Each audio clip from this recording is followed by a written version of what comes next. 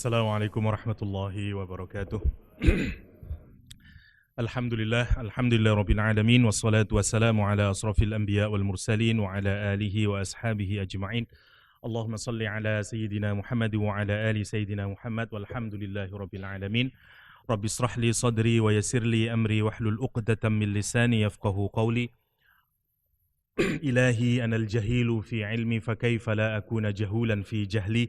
Ilahi anal faqiru fi ghinaya fa kaifa la akuna faqiran fi faqri. Bismillahirrahmanirrahim. Ikhwa fillah rahimakumullah. Rekan-rekan semuanya yang dirahmati oleh Allah Subhanahu wa taala. Masih dalam suasana Syawal, saya ingin mengucapkan mohon maaf lahir batin. Taqabbalallah minna wa minkum. Wa ja'alana Allah minal a'idin al-faizin al-maqbulin kullu amin wa antum bi khair. Insyaallah pagi hari ini kita akan mentadabburi surat Al-Ikhlas, satu surat pendek tapi dinilai oleh Rasulullah sallallahu alaihi wasallam sebagai thuluthul Quran, sebagai sepertiga Al-Quranul Karim. Imam Nawawi memiliki pendapat yang menarik kenapa Al-Quran surat Al-Ikhlas disebut dengan sepertiga Al-Quranul Karim atau thuluthul Al-Quran.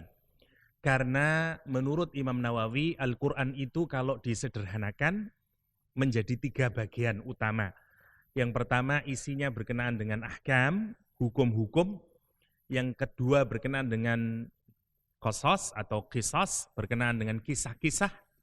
Yang ketiga berkenaan dengan tauhid atau berkenaan dengan sifat asma Allah, tentang tauhid, tentang akidah. Karena itu kalau dipetakan karena isi Al-Quran itu isinya tiga, maka wajar kalau surat Al-Ikhlas yang merupakan intisari dari tauhid itu sendiri, yang bahkan merupakan kalau kita ingin mengetahui apakah esensi dari tauhid di dalam agama kita, surat Al-Ikhlas adalah gambarannya atau manifestasinya yang paling ultim, paling jelas dari konsep tauhid itu sendiri. Karena itu nilai surat Al-Ikhlas bernilai sepertiga Al-Quranul Karim. Sepertiga Al-Quranul Karim. Insya Allah nanti kita akan mengkaji surat Al-Ikhlas ini, tapi sebelumnya kita lihat dulu beberapa nama yang disematkan oleh para sahabat, oleh Rasulullah SAW berkenaan dengan nama surat Al-Ikhlas ini. Ada 20 lebih nama dari surat Al-Ikhlas. Imam As-Sawi dalam tafsir As-Sawi misalnya menyebut tidak kurang dari 20 nama surat Al-Ikhlas.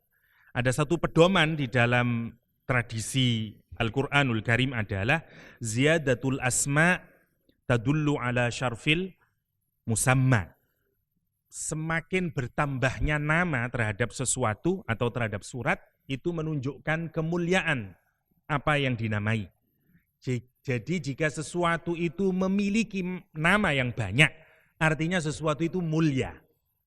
Kalau sesuatu itu semakin mulia, semakin banyak namanya. Atau semakin penting sesuatu itu. Dulu pernah saya ngasih contoh, misalnya nasi bagi orang Indonesia, dia syarful musamma. Ya. Dia sesuatu yang kita sebut yang memiliki keutamaan, memiliki keluhuran, memiliki signifikansi yang sangat penting, terutama bagi orang Indonesia. Karena tanpa nasi kita susah sekali. Karena itu namanya banyak sekali nasi. Bahkan tidak hanya ketika menjadi nasi, mulai sebelum ada nasi kita sudah ada namanya. Mulai gabah, nanti ke pari, nanti ke macam-macam, sampai ke menir. Ya. Sampai nasi yang begini namanya nasi goreng, nasi punel, nasi dan segala macamnya. Sekian banyak maknanya. Namanya ziyadatul makna atau ziyadatul asma, banyaknya nama-nama. Sama juga di negeri-negeri barat atau di negeri Arab zaman dahulu, misalnya nama bir banyak sekali, nama alkohol, ya. Mihol banyak sekali namanya. Saya pernah memotret satu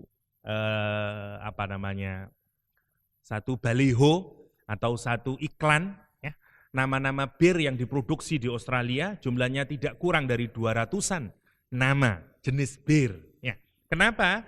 Karena signifikasinya amat sangat penting bagi orang-orang barat misalnya, karena mereka tidak bisa kecuali dengan minum untuk menghangatkan badannya atau bagian dari lifestyle mereka. Jadi semakin banyak disebut semakin menunjukkan keutamaan. Karena itu lihat prinsipnya, ziyadatul asma tadullu ala syarfil musamma. Lah, surat Al-Ikhlas ini namanya lebih dari 20. Imam As-Sawi 20 menulis 20 nama. Misalnya dari sekian banyak itu nama-namanya adalah misalnya yang paling kita ketahui adalah Al-Ikhlas yang pertama. Disebut juga dengan surat At-Tanzil. Disebut juga dengan surat At-Tajrid. Dari kata mujarrad. Kalau yang belajar sorof masih ingat ada sulasi mujarrad. Ya. Kenapa disebut tajrid? Karena dia murni, karena dia memurnikan, membuang apapun saja yang tidak murni dari Allah Subhanahu wa taala. Membuang apa yang tidak pantas dilekatkan kepada Allah Subhanahu wa taala. Karena itu disebut dengan at-tajrid. Disebut juga dengan at-tauhid. Ya, karena surat ini adalah suratut tauhid. Isinya berkenaan dengan mentauhidkan Allah Subhanahu wa taala. Disebut juga dengan surat An-Najah. Karena siapa yang berpedoman dengan surat ini, siapa yang mengimani surat ini, dan dia menjalankan isi kandungan dari surat ini, dia akan mendapatkan An-Najah. Dia mendapatkan keberuntungan, kesuksesan, keselamatan. Ya. Al-Wilayah disebut juga dengan surat Al-Ma'rifah. Kenapa disebut dengan surat Al-Ma'rifah? Surat pengetahuan. Karena kita tidak akan pernah mengetahui Allah Subhanahu wa taala kalau kita tidak mengetahui surat Al-Ikhlas. Kalau kita ingin menjadi orang yang arif billah, salah satu caranya adalah melalui suratul Ikhlas. Maka tidak mungkin orang menjadi arif billah kalau dia tidak memahami suratul Ikhlas. Karena itu surat ini disebut dengan suratul Ma'rifah. Ada nama yang menarik juga dari surat ini, namanya surat Al-Muqashqishah. Surat Al-Muqashqishah. Dari qaf sama shin ya, Al-Muqashqishah. Al-Muqashqishah. Kenapa disebut surat Al-Muqashqishah? Jadi kalau orang misalnya sakit, kemudian dia dibebaskan dari penyakitnya sehingga tidak ada sama sekali sisanya di badannya, namanya muqashqish. Muqashqish. Nah, disebut dengan muqashqish karena al-mubri'ah minasyirki wan nifaq. Karena dia di-remove, dibebaskan. Dia di-free dari apa? Dari nifak dan dari syirik. Kalau orang memahami surat Al-Ikhlas, maka insya Allah akidahnya bebas dari dua hal itu. Dari unsur nifak, dari unsur syirik. Penyakit hatinya hilang. Semua penyakit ruhaninya hilang. Karena itu disebut dengan surat Al-Muqashqishah. Ya. Surat ini disebut juga dengan surat Al-Mu'awwidzah. Surat perlindungan yang akan melindungi orang tersebut dari seluruh yang berkaitan dengan keburukan tauhidnya. Karena dia melindungi dia dari apa? Dari nanti pertemuannya dia dengan Allah Subhanahu wa taala, melindungi pembacanya dari liqari'iha min fitanid dunya wal akhirah. Karena melindungi pembacanya dari fitnah-fitnah dunia dan fitnah akhirat. Fitnah akhirat disebut dengan surat As-Samad. Nanti kita akan bahas lebih jauh surat As-Samad. Disebut juga dengan surat Al-Asas. Yang menarik, surat Asas, inti atau fondasi. Yang menarik, ada hadis yang berkaitan dengan asas ini. Rasulullah SAW menyatakan, Ussisas samawatus sab' wal aradunas sab' ala qul huwallahu ahad. Kata Rasulullah SAW. Langit dan bumi ini, kata Allah Subhanahu wa taala, kata Rasulullah SAW, diasaskan atau didasarkan atas qul huwallahu ahad Allahu samad ila akhirih. Artinya Allah nyiptain alam semesta raya ini, langit dan bumi dan seluruh isinya ini, dia bisa tegak, dia bisa beroperasi sebagaimana mestinya. Matahari tidak tabrakan dengan Pluto, Bima Sakti tidak tabrakan dengan yang lainnya, semua berjalan dengan semuanya. Apa fondasinya? Qul huwallahu ahad. Qul huwallahu ahad. Di tempat yang lain, Rasulullah SAW di ayat ini menyatakan, didasarkan atas apa? Atas la ilaha illallah Muhammadur Rasulullah. Didasarkan atas kalimat tauhid. Dan inti dari tauhid itu, kalau di dalam Al-Quran, suratul Ikhlas. Suratul Ikhlas. Karena itu menarik. Di tempat yang lain, sepanjang ada orang yang mengucapkan la ilaha illallah Muhammadur Rasulullah, sepanjang ada orang yang masih muslim, masih iman kepada Allah SWT, masih mengucapkan la ilaha illallah Muhammadur Rasulullah, dunia ini tidak akan hancur. Alam semesta ini tidak akan hancur. Kenapa? Karena Rasulullah SAW yang menyatakan dalam hadisnya, ussisat as-samawatu sab' wal araduna sab' bila ilaha illallah.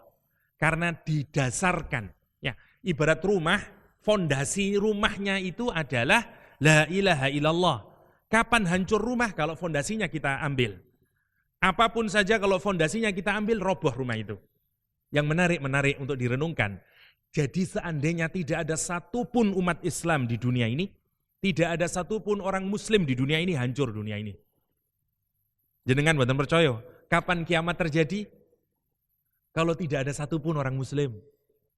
Karena nanti sebelum kiamat terjadi, semua orang muslim dimatikan oleh Allah SWT. Akan ada angin, ya, breeze, ada angin yang spoi-spoi, yang kemudian orang muslim menghirupnya dan semua meninggal dunia. Setelah itu zaman akhir baru nanti kiamat. Jadi sepanjang ada orang adzan, sepanjang ada orang yang memekikkan dalam batinnya la ilaha illallah, dunia ini tetap ada. Karena apa? Karena dunia ini didasarkan atas la ilaha illallah Muhammadur Rasulullah. Ini juga tidak berseberangan sesuai dengan ayat Allah Subhanahu wa taala. Sebagaimana Al-Qur'an menyatakan, kata Allah Subhanahu wa taala, kalau seandainya ada dunia di langit sana dan di bumi ini, ya, alihatun illallah, ada Tuhan selain Allah Subhanahu wa taala, la fasadata, maka akan tabrakan, akan rusak satu sama lain. Ya, kalau di langit sama di bumi itu, kata Al-Qur'anul Karim, ada Tuhan selain Allah Subhanahu wa taala, ya, misalnya tidak ada Allah Subhanahu wa taala, tidak ada la ilaha illallah, akan la fasadata. Langit sama bumi akan bertabrakan satu sama lain, merusakkan dirinya satu sama lain. Ini menarik. Kenapa? Karena ternyata yang mengikat langit, ya, yang memikat semuanya untuk taat itu adalah karena ketaatan kepada kalimat la ilaha illallah Muhammadur Rasulullah. Ini menarik kita renungkan. Bumi, tanaman, matahari, hewan, semuanya itu mentaati Allah Subhanahu wa taala. Makanya kalau mau disingkatkan, kenapa mereka taat? Kenapa mereka teratur semuanya? Karena mereka berasaskan la ilaha illallah Muhammadur Rasulullah. Itulah pula mestinya semua orang yang meneriakkan, yang mendeklarkan la ilaha illallah, mestinya dia mentaati siapa? Allah Subhanahu wa taala. Allah Subhanahu wa taala. Karena itu surat Al-Ikhlas disebut dengan surat Al-Asas. Surat Al-Asas. Karena darinya kita mau mengikatkan diri kita dengan Allah Subhanahu wa taala, dengan Rasulullah sallallahu alaihi wasallam. Nanti dengan kalimat la ilaha illallah dalam tauhid, ya. Oke. Surat ini juga disebut dengan surat Al-Mani'ah, surat yang mencegah. Kenapa? Karena mencegah seseorang dari fitnah kubur, dari azabnya neraka. Ya, kata Imam Muhammad Amin Al-Harari dalam Hadaiqur Ruh. Kenapa? Karena dia bisa mencegah. Orang yang membaca Qul Huwallahu Ahad, dia tercegah, ditolak dari fitnah kubur dan azab neraka. Disebut dengan surat Al-Muhtadir karena dia akan menghadirkan malaikat. Kenapa? Karena malaikat senang mendengarkan bacaan orang yang membaca surat Qul Huwallahu Ahad. Ada lagi surat ini disebut dengan surat Al-Munfirah. Kenapa? Karena setan lari kalau orang membaca surat Al-Ikhlas. Disebut juga dengan surat Al-Bara'ah. Disebut juga dengan surat Al-Mudzakkirah. Disebut juga dengan surat Al-Munawwirah. Sang pencerah, sang pencahaya. Ya. Jadi sang pencerah bukan Kiai Haji Ahmad Dahlan. Ya. Sang pencerah siapa? Qul huwallahu ahad. Qul huwallahu ahad.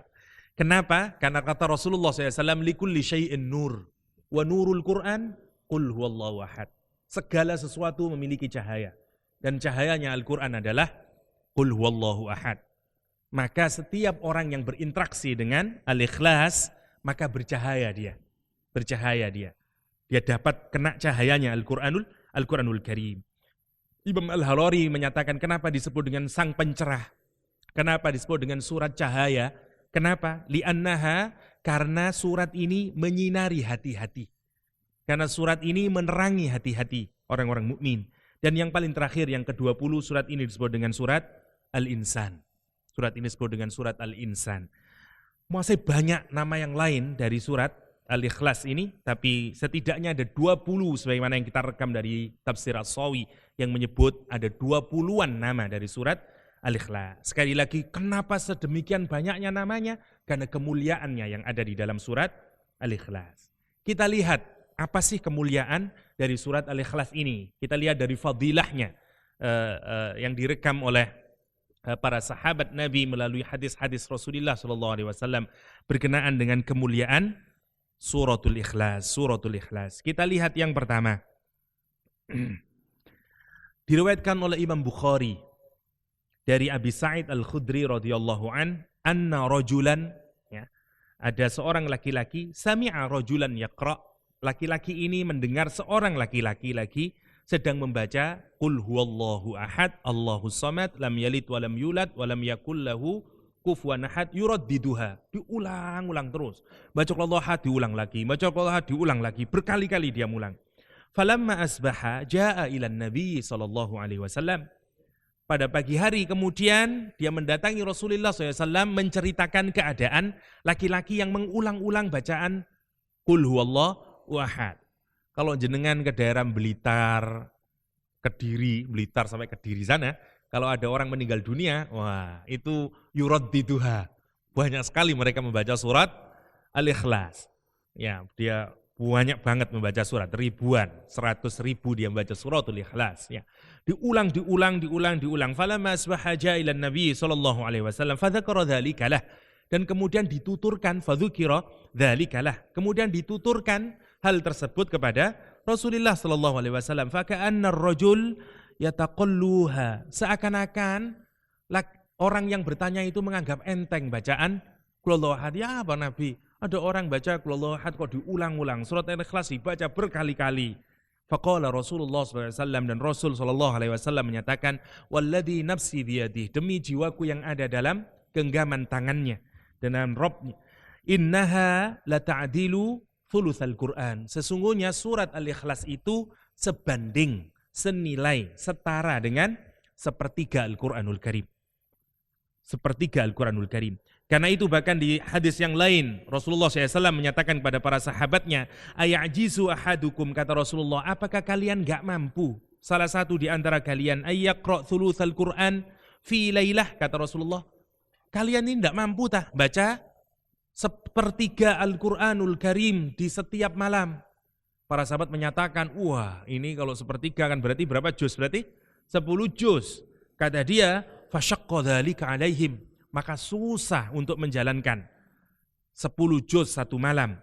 Faqalu, maka para sahabat berkata kepada Rasulullah SAW, ayyuna yatiku dzalika ya Rasulullah, siapa di antara kami yang mampu melakukannya ya Rasulullah untuk baca 10 juz? Faqala, Rasulullah SAW menyatakan, qul huwallahu ahad Allahus samad lam yalid wa lam yulad wa lam yakul lahu kufuwan ahad thuluthul Quran. Sesungguhnya qul huwallahu ahad ila akhirih adalah sepertiga Al-Qur'anul Karim. Karena itu sunnah hukumnya, ya. Terutama sebelum tidur membaca suratul Ikhlas 3 kali. Mana dasarnya hadis ini? Karena Rasul memerintahkan sahabatnya untuk membaca sepertiga Al-Qur'an setiap malam. Ada hadis lagi misalnya riwayat Imam Muslim dari Abi Darda, Rasulullah SAW menyatakan, innallaha jaza'al Qur'an thalatha. Sesungguhnya Al-Quran, Allah Subhanahu wa Ta'ala membagi Al-Quranul Karim menjadi 3 juz, 3 bagian. Faja'ala qul huwallahu ahad, dan Allah menjadikan qul huwallahu ahad juz'an minal Quran, 1 juz, 1 bagian dari Al-Quranul Karim. Ya. Ada lagi riwayat yang berkenaan dengan fadilah Al-Quranul Karim, yakni berkenaan dengan diriwayatkan oleh Imam Bukhari dan Imam Muslim dari Aisyah radhiyallahu anha, Anna Nabiyya sallallahu alaihi wasallam, sesungguhnya Rasulullah SAW ba'atha sariyan, mengutus satu pasukan perang rahasia, fakana yaqra'u li ashabih, dan komandannya ini ya, orang yang paling alim yang jadi jenderal perangnya ini,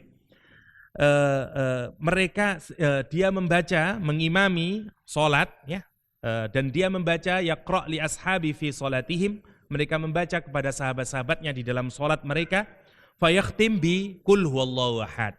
Jadi kalau dia salat sehabis waladhdallin amin, baca surat apapun, habis itu di-endingi dengan, dipungkasi dengan tambahan qul huwallahu ahad. Falamma raja'u, selalu begitu setiap salat. Jadi habis baca surat apa diakhiri dengan qul huwallahu ahad. Baca surat apa lagi diakhiri dengan qul huwallahu ahad. Sahabat yang lain diam semuanya. Tapi begitu sampai di Madinah, falamma raja'u dzakaru, kemudian dituturkan itu li Rasulillah sallallahu alaihi wasallam. Faqala, apa kata Rasulullah sallallahu alaihi wasallam? Saluhu li ayyi syai'in yasna' dzalik. Tanyain dia, kenapa dia kok melakukan hal tersebut? Fasa'aluhu, maka para sahabat bertanya kepada pemimpinnya itu dalam sariyah itu. Kenapa antum kok kalau sholat selalu mengakhiri bacaannya dengan suratul ikhlas atau qul huwallahu ahad? Faqala, apa jawaban orang ini? Lihat, simak kalimatnya, menarik. Li'annaha sifatur rahman. Karena surat al-ikhlas itu menjelaskan sifat-sifatnya Allah yang maha penyayang. Kata dia, wa ana uhibbu an aqra'u biha. Dan aku an aqra'a biha, dan aku itu senang, aku cinta untuk membaca surat yang isinya menjelaskan sifat-sifat Allah Subhanahu wa taala. Saya tanya, salah satu karakter atau sifat Allah yang dilukiskan dalam surat Ar-Rahman apa? Hal jazaa'ul ihsan ilal ihsan. Kalau kita memberikan memberikan kebaikan, Allah akan balas dengan kebaikan yang lebih baik lagi. Sekarang orang ini menyatakan dia mencintai surat Al-Ikhlas. Kenapa? Karena di dalamnya disebut sifat-sifatnya Allah Subhanahu wa taala dan dia senang itu. Dia mencintai Allah melalui apa? Suratul Ikhlas. Subhanallah ya. Ada orang yang bisa mencintai Allah melalui macam-macam. Orang ini kesengsem kepada Allah karena sifatnya. Sama, kita menyukai seseorang biasanya juga karena karakternya. Ada yang karena kecantikannya, ada yang karena kelembutannya, ada yang karena kepandaiannya, ada yang karena kesolehannya. Kalau dirumuskan semuanya ini apa? Sifat. Orang ini menyatakan li'annaha sifatur rahman wa ana uhibbu an aqra'a biha. Karena surat Al-Ikhlas itu menjelaskan sifatnya Allah yang Maha Pengasih dan aku cinta untuk membacanya. Apa kata Rasulullah SAW? Lihat, faqala, mendengar kayak demikian, Rasulullah SAW menyatakan, akhbiruhu annallaha yuhibbuh. Akhbiruhu annallaha yuhibbuhu. Kabarkan kepada dia, sesungguhnya Allah Subhanahu wa taala mencintai dia. Masya Allah ya, orang yang mencintai Allah dibalas dengan cintanya lagi. Berbeda dengan kita mencintai seseorang, seringkali juga bertepuk sebelah. Tidak kalau kepada Allah Subhanahu wa taala. Tidak kalau kepada Allah Subhanahu wa taala. Orang mencintai Allah Subhanahu wa taala melalui suratul Ikhlas membuat Allah mencintai dia. Ini yang harus kita renungkan. Karena itu menjadi penting kita belajar surat Al-Ikhlas. Karena fadilahnya sedemikian hebatnya. Satu kisah lagi. Diriwayatkan lagi oleh Imam Bukhari, hadisnya sahih dalam kitab As-Salat min hadisi Anas bin Malik faqal kana ar-rajul ya, kana rajulun minal ansar, ada sahabat Nabi dari kalangan orang Ansar di Madinah ya, ya ummuhum fi masjid Quba. Dia menjadi imam di Masjid Quba, dipilih oleh Nabi untuk menjadi imam di Masjid Quba. Fakana kullama iftataha surah, saya singkatkan saja, orang ini berkebalikan dengan orang yang sebelumnya, yang di atas, yang di perang Sariyah. Ini tidak, orang ini kalau memimpin sholat, dia selalu mengawali membaca surat dengan suratul Ikhlas. Iftataha bi qul huwallahu ahad. Waladhdallin amin qul huwallahu ahad. Setelah itu baru surat yang lain. Nanti rakaat kedua waladhdallin amin. Qul huwallahu ahad baru surat yang lain. Jamaahnya, makmumnya gremeng. Jamaahnya mulai bertanya-tanya. Akhirnya dia berkata kepada si imam, ya imam, kenapa engkau setiap sholat harus mengawali dengan suratul Ikhlas dan kemudian menambahi dengan surat yang lain? Begitu pula di rakaat selanjutnya, Kenapa sih kok tidak dibaca saja either surat Al-Ikhlas saja atau surat yang lain saja? Bukankah itu sudah cukup? Lihat, begitu dikatakan semacam yang begitu, apa jawaban orang tersebut? Kata dia, menarik jawabannya, kata dia, ma'ana bitarikiha. Aku enggak mau meninggalkannya. Kata dia, ma'ana bitarikiha. Aku enggak mau meninggalkannya. Inahbabtum, jika kalian suka dengan yang kayak demikian itu, ana ummakum, maka aku akan mengimami kalian. Aku tetap akan jadi imam kalian. Kalau kalian mau dengan model aku sholat, kata dia. Wa ingkarihtum, tapi kalau kalian enggak suka, ya, wa ingkarihtum, kalau kalian enggak suka dengan caraku itu, taroktu, maka aku akan tinggalkan kalian. Ya udah, aku enggak akan jadi imam, kata dia. Wa kanu yarawna annahu min afdalihim. Tetapi para sahabat menyadari bahwa tidak ada orang yang paling utama, tidak ada orang yang lebih alim, tidak ada orang yang lebih utama dari orang ini yang sholatnya aneh. Karena itu nanti sebagian ini yang menjadi dasaran Nahdlatul Ulama misalnya memilih tidak semua bid'ah itu dhalalah. Kata para ulama di Nahdlatul Ulama. Kenapa? Karena ini inovasi baru juga. Nabi tidak pernah mengajarkan itu. Tapi sepanjang tidak dilarang oleh syariah, karena hukum membaca surat Al-Ikhlas boleh-boleh saja. Dianggap boleh. Ya. Yang menarik, ketika dibaca yang kayak demikian ini, ya, kemudian para sahabat diam, yang lain, makmumnya diam karena tidak bisa lagi, karena dia tidak mau diimamin oleh yang lain, karena dia dianggap yang paling alim. Tapi kemudian dilaporkan kepada Rasulullah Shallallahu Alaihi Wasallam. Apa yang terjadi? Kemudian begitu falamma atahumun nabi, ketika Rasulullah SAW datang kepada mereka, yakni ke Kuba, ya, akhbaruhul khobar. Mereka menceritakan kabar itu. Ya Rasul, ini si imam gimana ya Rasul? Setiap sholat kok selalu pakai Al-Ikhlas. Habis itu surat yang lain. Faqala ya fulan. Rasul kemudian memanggil orang tersebut dan berkata, ya fulan, ma yamna'uka an taf'ala ma ya'muruka bihi ashabuk, kata dia. Hei fulan, apa sih yang mencegah kamu untuk tidak melaksanakan saran dari sahabat-sahabatmu? Apa sih susahnya? Kenapa sih kamu kok selalu membaca Al-Ikhlas dulu baru surat yang lain? Wa ma hamalaka ala luzumi hadhihi surah fi kulli rak'ah? Apa sih yang membuat kamu committed? Ya, luzum, yang membuat kamu konsisten, tidak mau berubah. Ya, di setiap rakaat selalu membaca suratul Ikhlas dulu. Faqala, jawaban dia singkat, inni uhibbuha. Kalimatnya menarik ya. Ya Rasul, temen ya Rasul, sungguh ya Rasul, aku mencintai surat Al-Ikhlas. Kayaknya aneh ya kalau sekarang kita ngomong begitu ya. Ya, kayaknya aneh bagi orang kita hari ini. Kamu kenapa? Saya cinta. Kamu cinta apa? Surat Al-Ikhlas. Kan aneh itu. Saya sedang fall in love. Waduh, sama siapa? Sama Al-Ikhlas. Nggak ada orang sekarang ngomong begitu. Ya, nggak ada. Sahabat Rasulullah SAW ini jawabannya, inni uhibbuha. Aku mencintainya. Sama-sama hanya. Ya, kalau para sahabat hanya suratul Ikhlas. Ya. Kalau sekarang hanya An-Nisa. Hanya. Ya. Inni uhibbuha. Ya. Atau kayak iklannya McDonald di Arab, ya. Qala, apa kata Rasulullah sallallahu alaihi wasallam? Begitu orang ini menyatakan inni uhibbuha, jawabannya Nabi, hubbuka iyyaha adkhalakal jannah. Cintamu kepada surat Al-Ikhlas yang mengantarkanmu untuk dimasukkan ke dalam surganya Allah Subhanahu wa taala. Lihat fadilahnya. Orang yang mencintai suratul Ikhlas, Allah cinta sama dia. Orang yang mencintai surat Al-Ikhlas, pasti dia masuk surganya Allah Subhanahu wa taala. Karena itu siapa yang tidak kepingin ini semuanya? Barokahnya apa itu? Suratul Ikhlas. Suratul Ikhlas.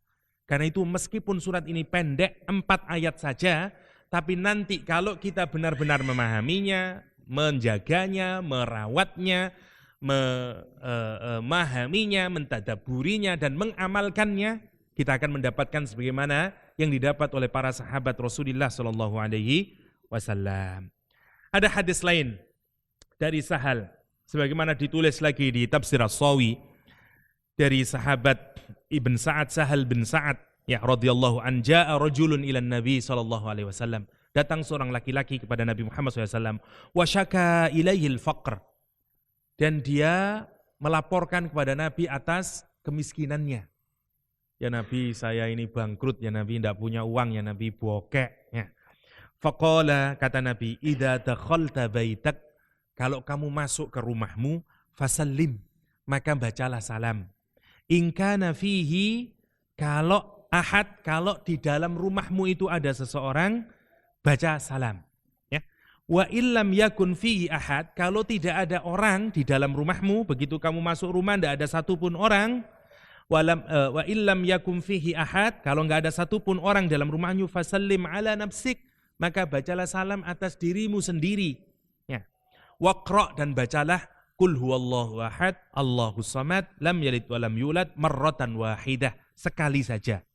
Fa fa'ala ar-rajul dzalik, dan kemudian laki-laki ini melaksanakan apa yang dianjurkan oleh Rasulullah SAW. Apa kata dia? Kemudian dia mendapatkan rizki yang terus-menerus dari Allah SWT, hatta afadhu ala jiranih, sampai meluber ke tetangganya. Ya. Mungkin barangkali salah satunya ini fadilah. Yakin, harus yakin. Sama dengan yakinnya Abdullah bin Mas'ud yang mengajari anaknya surat Al-Waqi'ah. Yang karena Abdullah bin Mas'ud, saya udah yakin anak saya tidak akan fakir. Kenapa? Wis tak ajari surat Al-Waqi'ah untuk dibaca tiap malam. Kata Abdullah bin Mas'ud, yakin. Kita juga harus yakin. Bacalah qul huwallahu ahad. Saat masuk rumah, ketika rumah kosong, ketika rumah tidak ada orangnya. Tidak ada orangnya. Karena sumber rizki Allah Subhanahu wa taala, bukan pekerjaan kita, ya, dan bukan usaha kita. Usahanya sabab saja, wasilah saja untuk mencari rizkinya Allah Subhanahu wa ta'ala. Ada sekian banyak masih fadilah-fadilah karena hadis-hadis yang berkenaan dengan fadilah surat Al-Ikhlas mulai dari yang sahih sampai yang dhaif. Ya, saya hanya mengambil riwayat yang sahih dan hasan saja. Ya, masih banyak yang dhaif, yang kalau baca segini, baca 10, baca 20, baca 100.000, semuanya ada berkenaan dengan surat Al-Ikhlas. Nah, ini terjadi perbedaan penggunaan hadis dhaif terhadap fadilah. Sebagian kelompok ulama menyatakan boleh menggunakan hadis yang dhaif dipakai.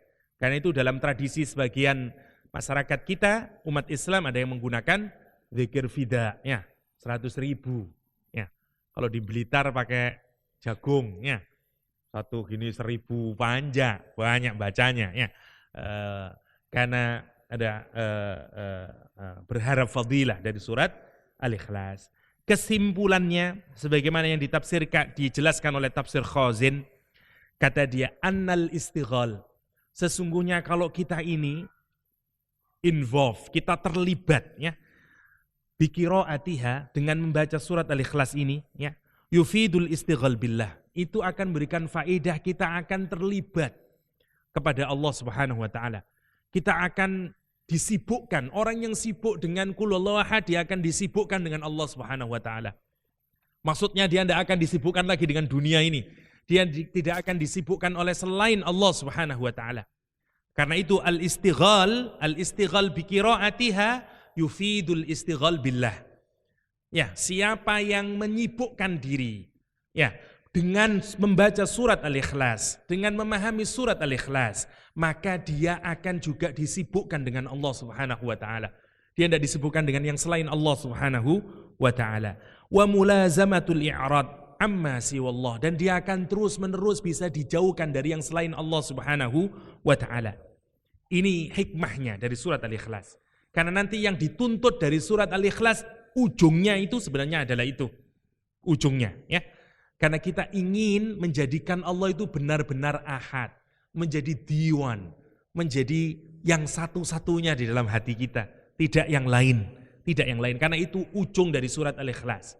hikmah yang nanti bisa kita renungkan bagi kita masing-masing, di manakah kita meletakkan Allah di dalam hidup kita ini. Sudahkah Allah benar-benar menjadi As-Samad, menjadi Diwan, menjadi yang satu-satunya, menjadi Ahad, ya, di dalam kalbu kita, dalam ruhani kita. Itu nanti yang menjadi renungan kita. Oke. Kita masuk sekarang ke asbab nuzul, baru kita masuk ke ayat kata per kata dari surat Al-Ikhlas. Ada dua minimal asbab nuzul dari surat Al-Ikhlas. Yang pertama, diriwayatkan oleh Ad-Dhahhak, annal musyrikin, sesungguhnya kelompok orang musyrik. Karena itu nanti meskipun ada sebagian ulama yang menyatakan surat Al-Ikhlas ini disebut dengan surat Madaniyah, karena ada riwayat asbab nuzul yang menuturkan orang Yahudi yang datang.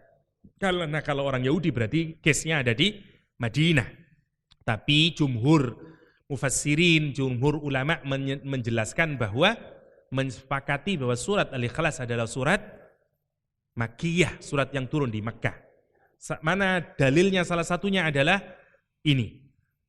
Asbab nuzul ini yang menjelaskan datang rombongan orang musyrik ke Rasulullah SAW, dan kemudian orang musyrik mengutus salah seorang utusannya namanya Amir bin Tufail, ya, datang ke Rasulullah SAW, faqala lahu anhum, dan kemudian Tufail ini bertanya kepada Rasulullah on behalf of them, ya, atas nama mereka. Apa kata dia kepada Rasulullah SAW? Hei Muhammad, kamu itu telah membelah-belah, merusak-rusak agama kami. Kalimat-kalimatmu itu, kamu telah mencerca, mencaci maki Tuhan-Tuhan kami. Kemudian dia berkata kepada Rasulullah SAW, kata dia, apa sih keinginanmu itu? Kata dia. Wa in kunta, kata dia, faqiran aghnainak, kata dia. Kamu telah menyelisih agama nenek moyangmu. Gini saja, kalau kamu itu memang fakir, butuh dengan harta benda, kami akan mengayakanmu. Wa in kunta majnunan dawainak. Kalau kamu ini memang gila Muhammad, mari tak antarkan ke dokter jiwa, ke Bendul Merisi misalnya. Ya. Maunya begitu, kata Amir bin Tufail ini. Wa in kunta qad hawaita imra'atan zawwajnakaha, kata dia. Kalau kamu sebenarnya dengan dakwahmu ini hanya menghendaki memiliki seorang perempuan yang hendak engkau cintai, hendak engkau ingini, dan kemudian engkau nikahi, kami akan menikahkanmu dengannya. Faqala Rasulullah SAW, lastu bifaqirin wala majnun wala hawaitum ra'ah, kata dia. Aku bukan orang yang gila, aku bukan orang yang fakir, dan aku bukan menghendaki seorang perempuan. Ana Rasulullah, aku adalah Rasulullah. Ad'ukum min ibadatil asnam, aku mengajak kalian untuk menyembah, ya, kepada Allah Subhanahu wa taala, menyembah Allah Subhanahu wa taala dan meninggalkan penyembahan terhadap berhala-berhala. Kemudian datang kali kedua, rombongannya ini lagi, utusannya orang-orang Quraisy, bertanya kepada Rasulullah SAW. Kata dia, qul lahu, kata dia, bayyin lana jinsun ma'budak, kata dia. Jinsu ma'budik, kata dia. Gini aja Muhammad, terangkan, kalau kamu memang memiliki Tuhan yang berbeda dengan kami, kata dia, jelaskan sekarang jenis Tuhan yang diibadahi oleh kamu. Siapa Tuhannya itu? Jenisnya dari apa? Amin dhahabin, amin fiddah. Apakah Tuhanmu itu terbuat dari emas atau terbuat dari perak? Fa'anzalallah subhanahu wa ta'ala hadhihi surah al-karimah. Kemudian Allah menurunkan surat yang mulia ini, yakni Qul huwallahu ahad, Allahus samad, sebagai jawaban atas pertanyaan orang musyrik pada saat itu yang bertanya tentang Tuhannya terbuat dari apa. Kenapa? Karena Tuhannya orang-orang Quraisy pada saat itu selalu terbuat dari benda. Ada yang dari kayu, ada yang dari adonan tepung, ada yang dari emas, ada yang dari perak. Semakin kaya satu komunitas, maka Tuhannya juga semakin kaya. Terbahannya. Ya. Misalnya yang dari emas berarti dia semakin kaya.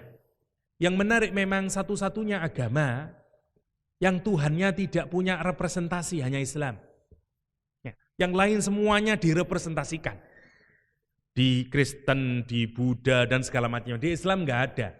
Apa representasinya? Nggak ada. Bukan bulan sabit, bukan representasi Allah Subhanahu wa ta'ala. Tidak ada. Itu yang menarik.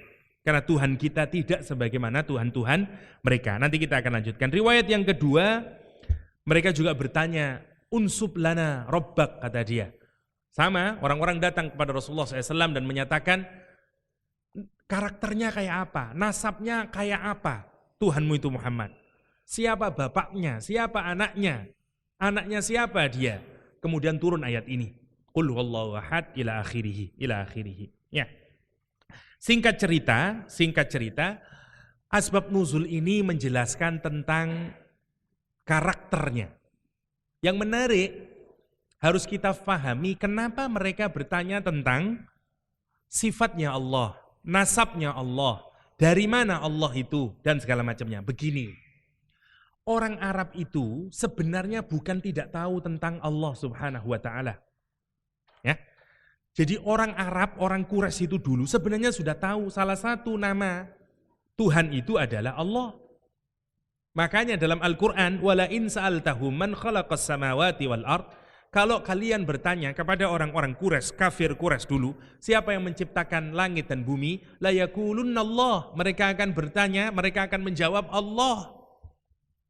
Sehingga tidak asing bagi orang Quraisy itu sebenarnya mereka tahu.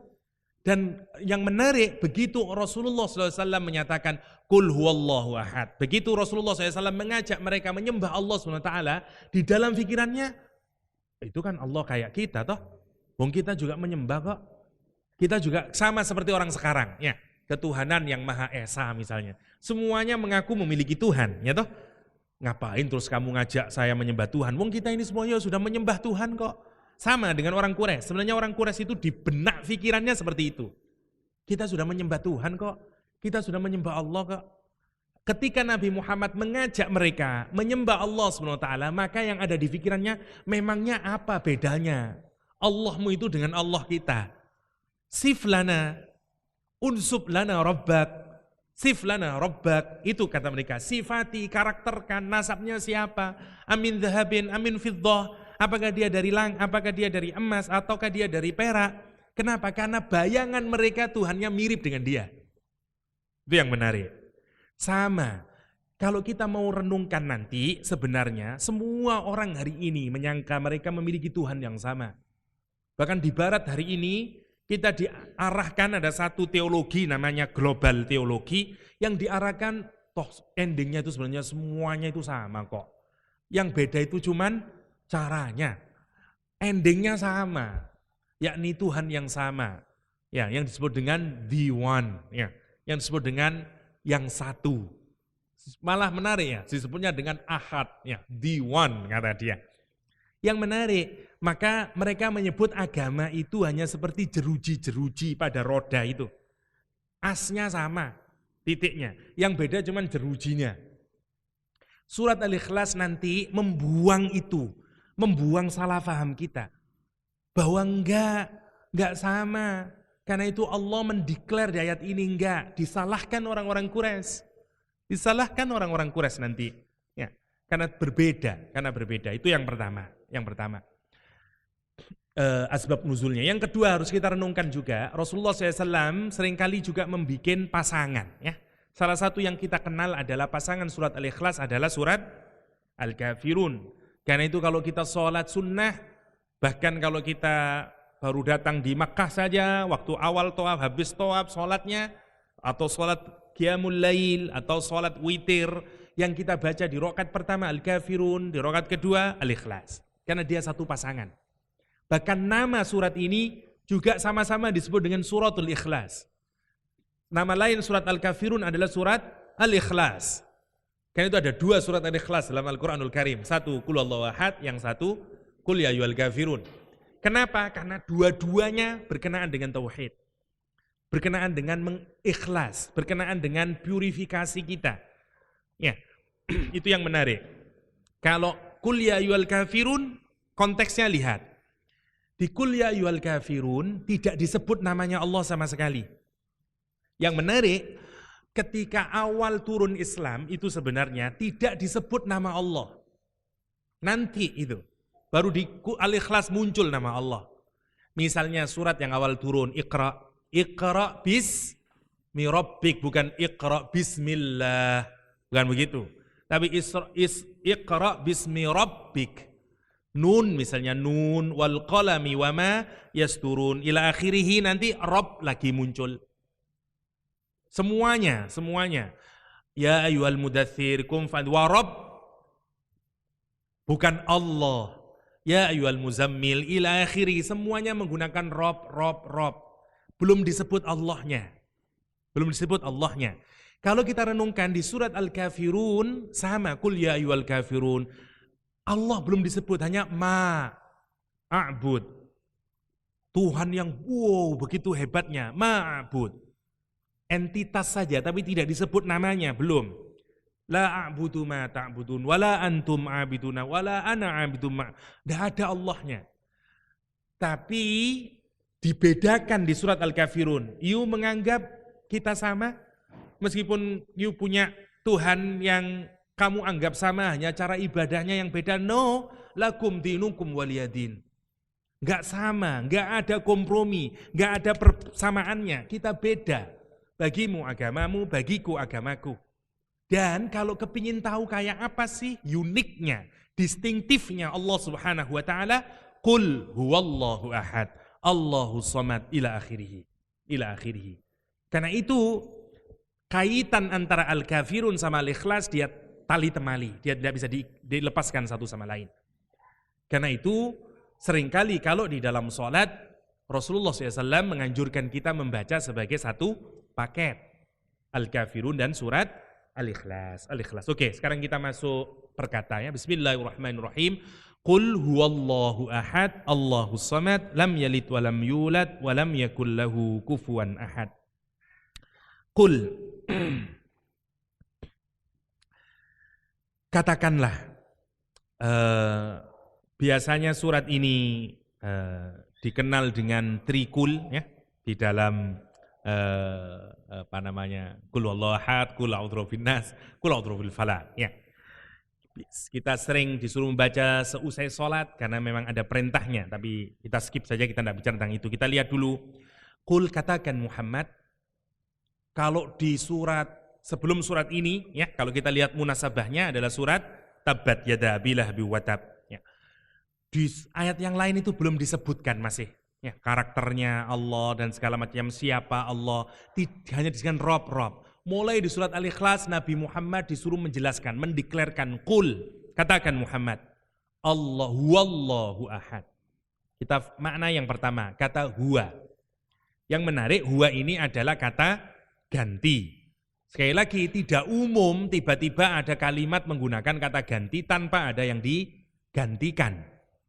Mestinya kalimatnya cukup, qul Allahu ahad. Mestinya gitu.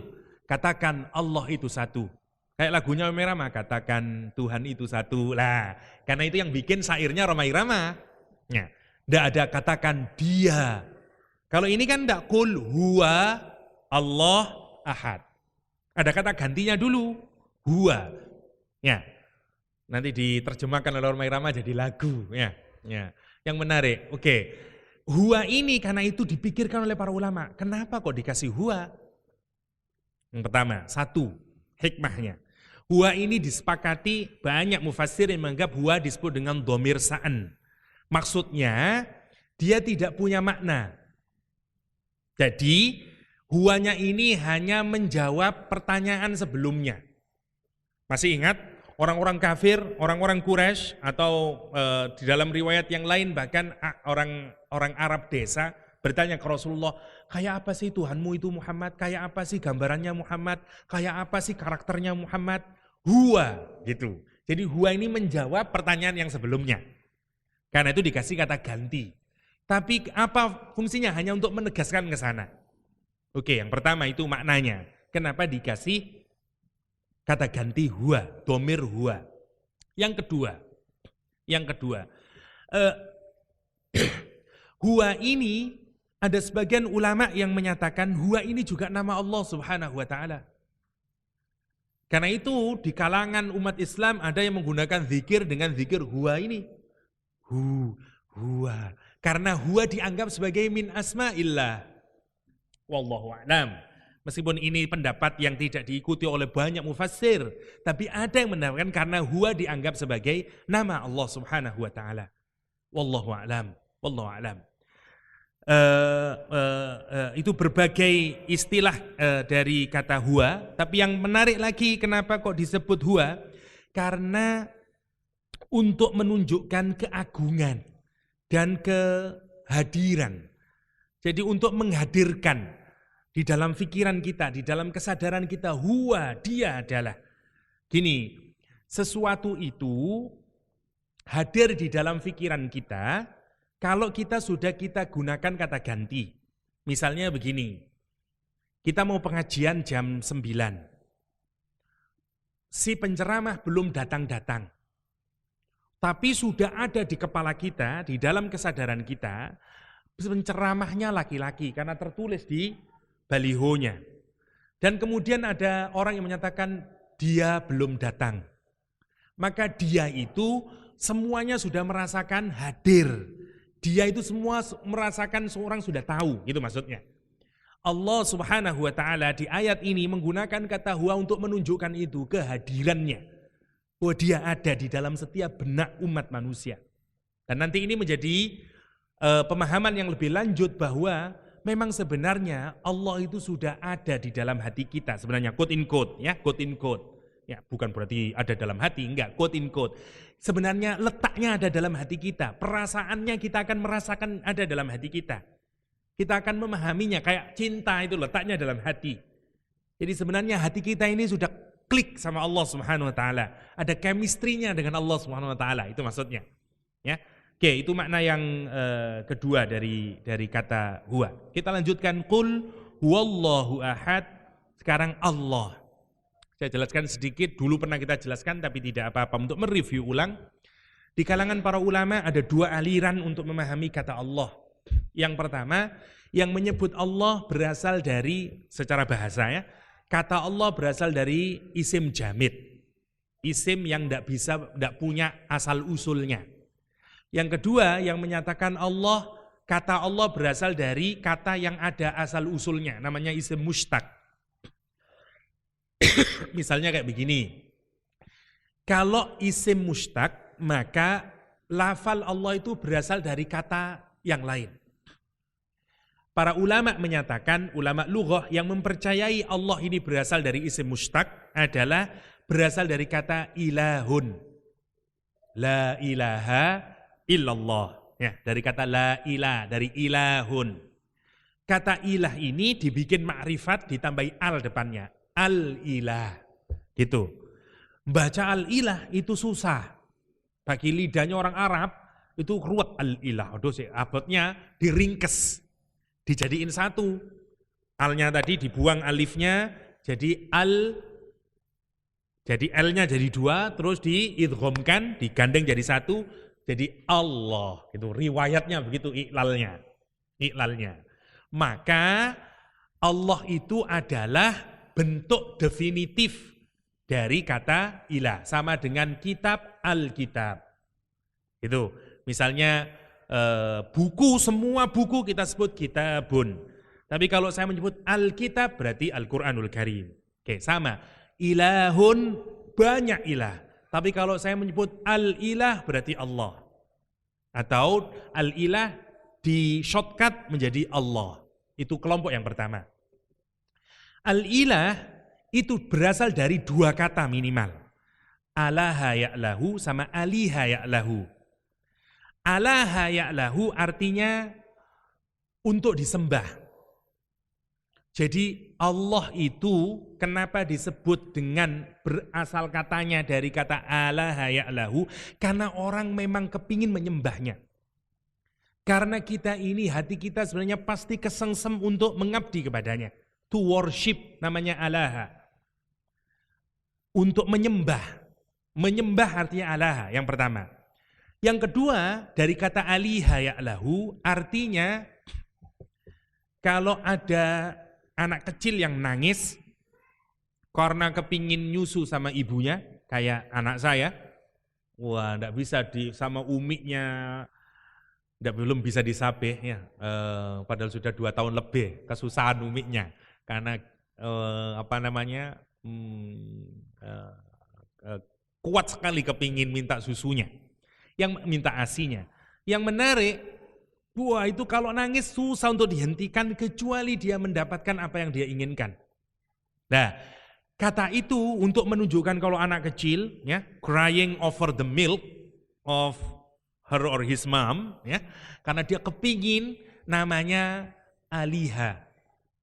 Dari kata itu diambil maknanya seperti hubungan kita dengan Allah. Kita ini seperti anak kecil yang sedang kepingin ketemu ibunya, karena kita kepingin dalam dekapan ibu dan dirangkul oleh ibu, menyusu kepada ibu. Nah, dari situ nanti diambil kata Allah. Karena itu semestinya orang itu rindunya kepada siapa? Allah. Kangennya kepada siapa? Allah. Dari kata itu salah satu makna lafal Allah adalah yang dirindukan, yang dicintai, longing for Allah, yang kita kangen sama dia.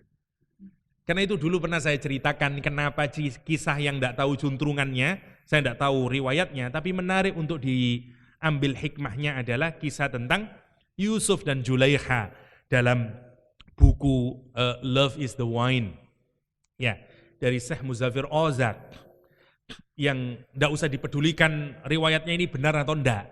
Tapi singkat cerita dulu Zulaikha cinta mati sama Nabi Yusuf alaihissalam. Tapi begitu Zulaikha ketahuan, kemudian Zulaikha sudah tidak di kerajaan lagi, menjadi tua, tidak cantik lagi, tidak kaya. Pakaiannya lusuh di pinggir jalan. Yusuf jadi menteri keuangan. Makin ganteng, gagah, keluar dari BMW. Ya.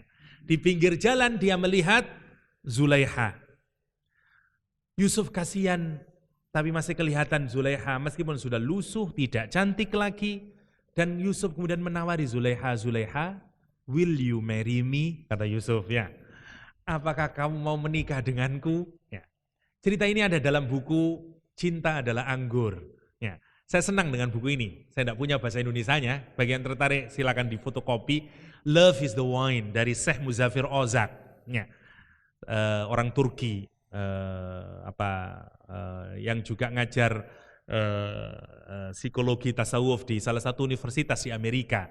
Sudah diterjemah, seingat saya judulnya Cinta Adalah Anggur. Ya.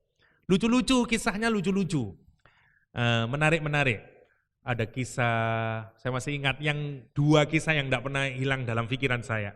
Kisah tentang rizki itu sudah ditentukan oleh Allah. Ada orang Turki punya padi yang sangat banyak, masa panen banyak. Kemudian dia sakit.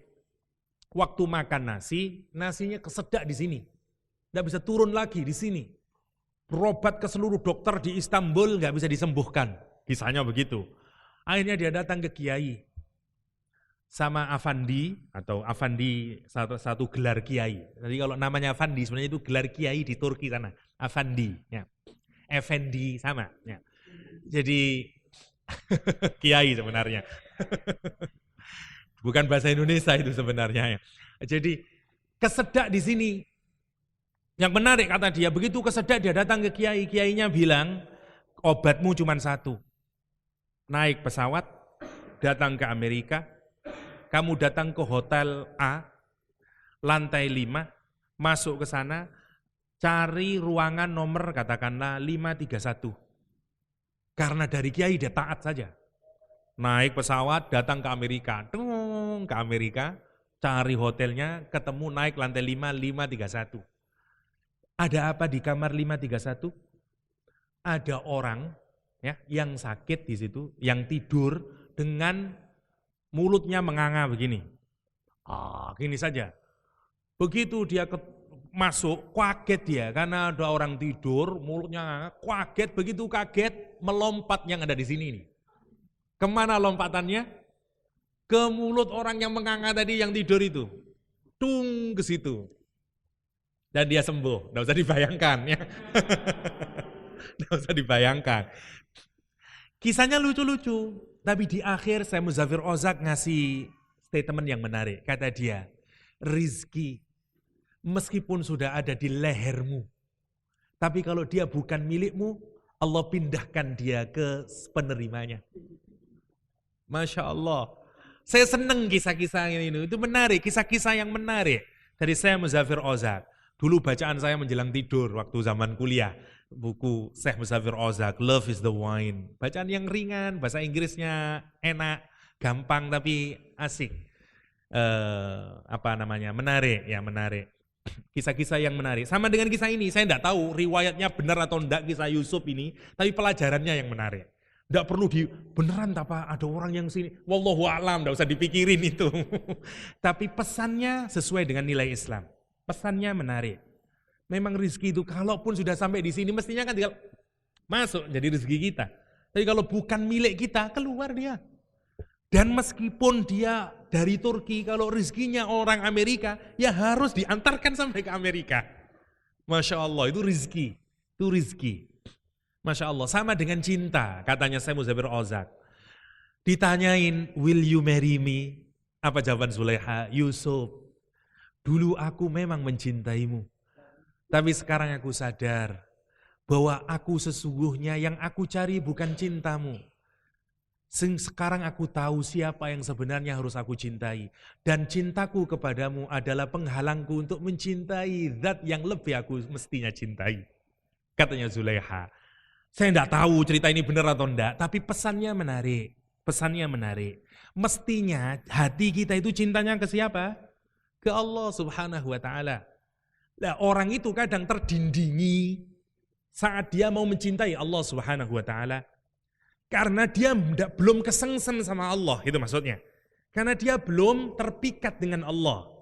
Dia membaca Qul Huwallahu Ahad belum terpikat dengan indahnya sifatnya Allah. Seperti sahabat yang kemudian menyatakan, inni uhibbuha ya Rasulullah.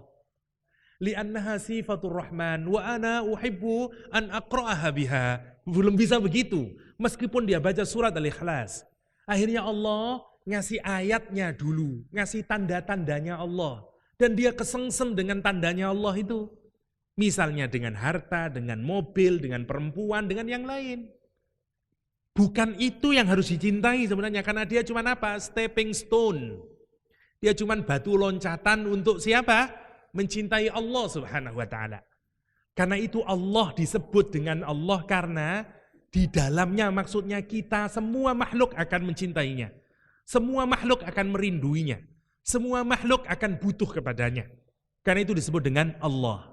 Karena itu disebut dengan Allah. Satu, kelompok ulama yang menyatakan bahwa Allah itu berasal dari isim mustaq.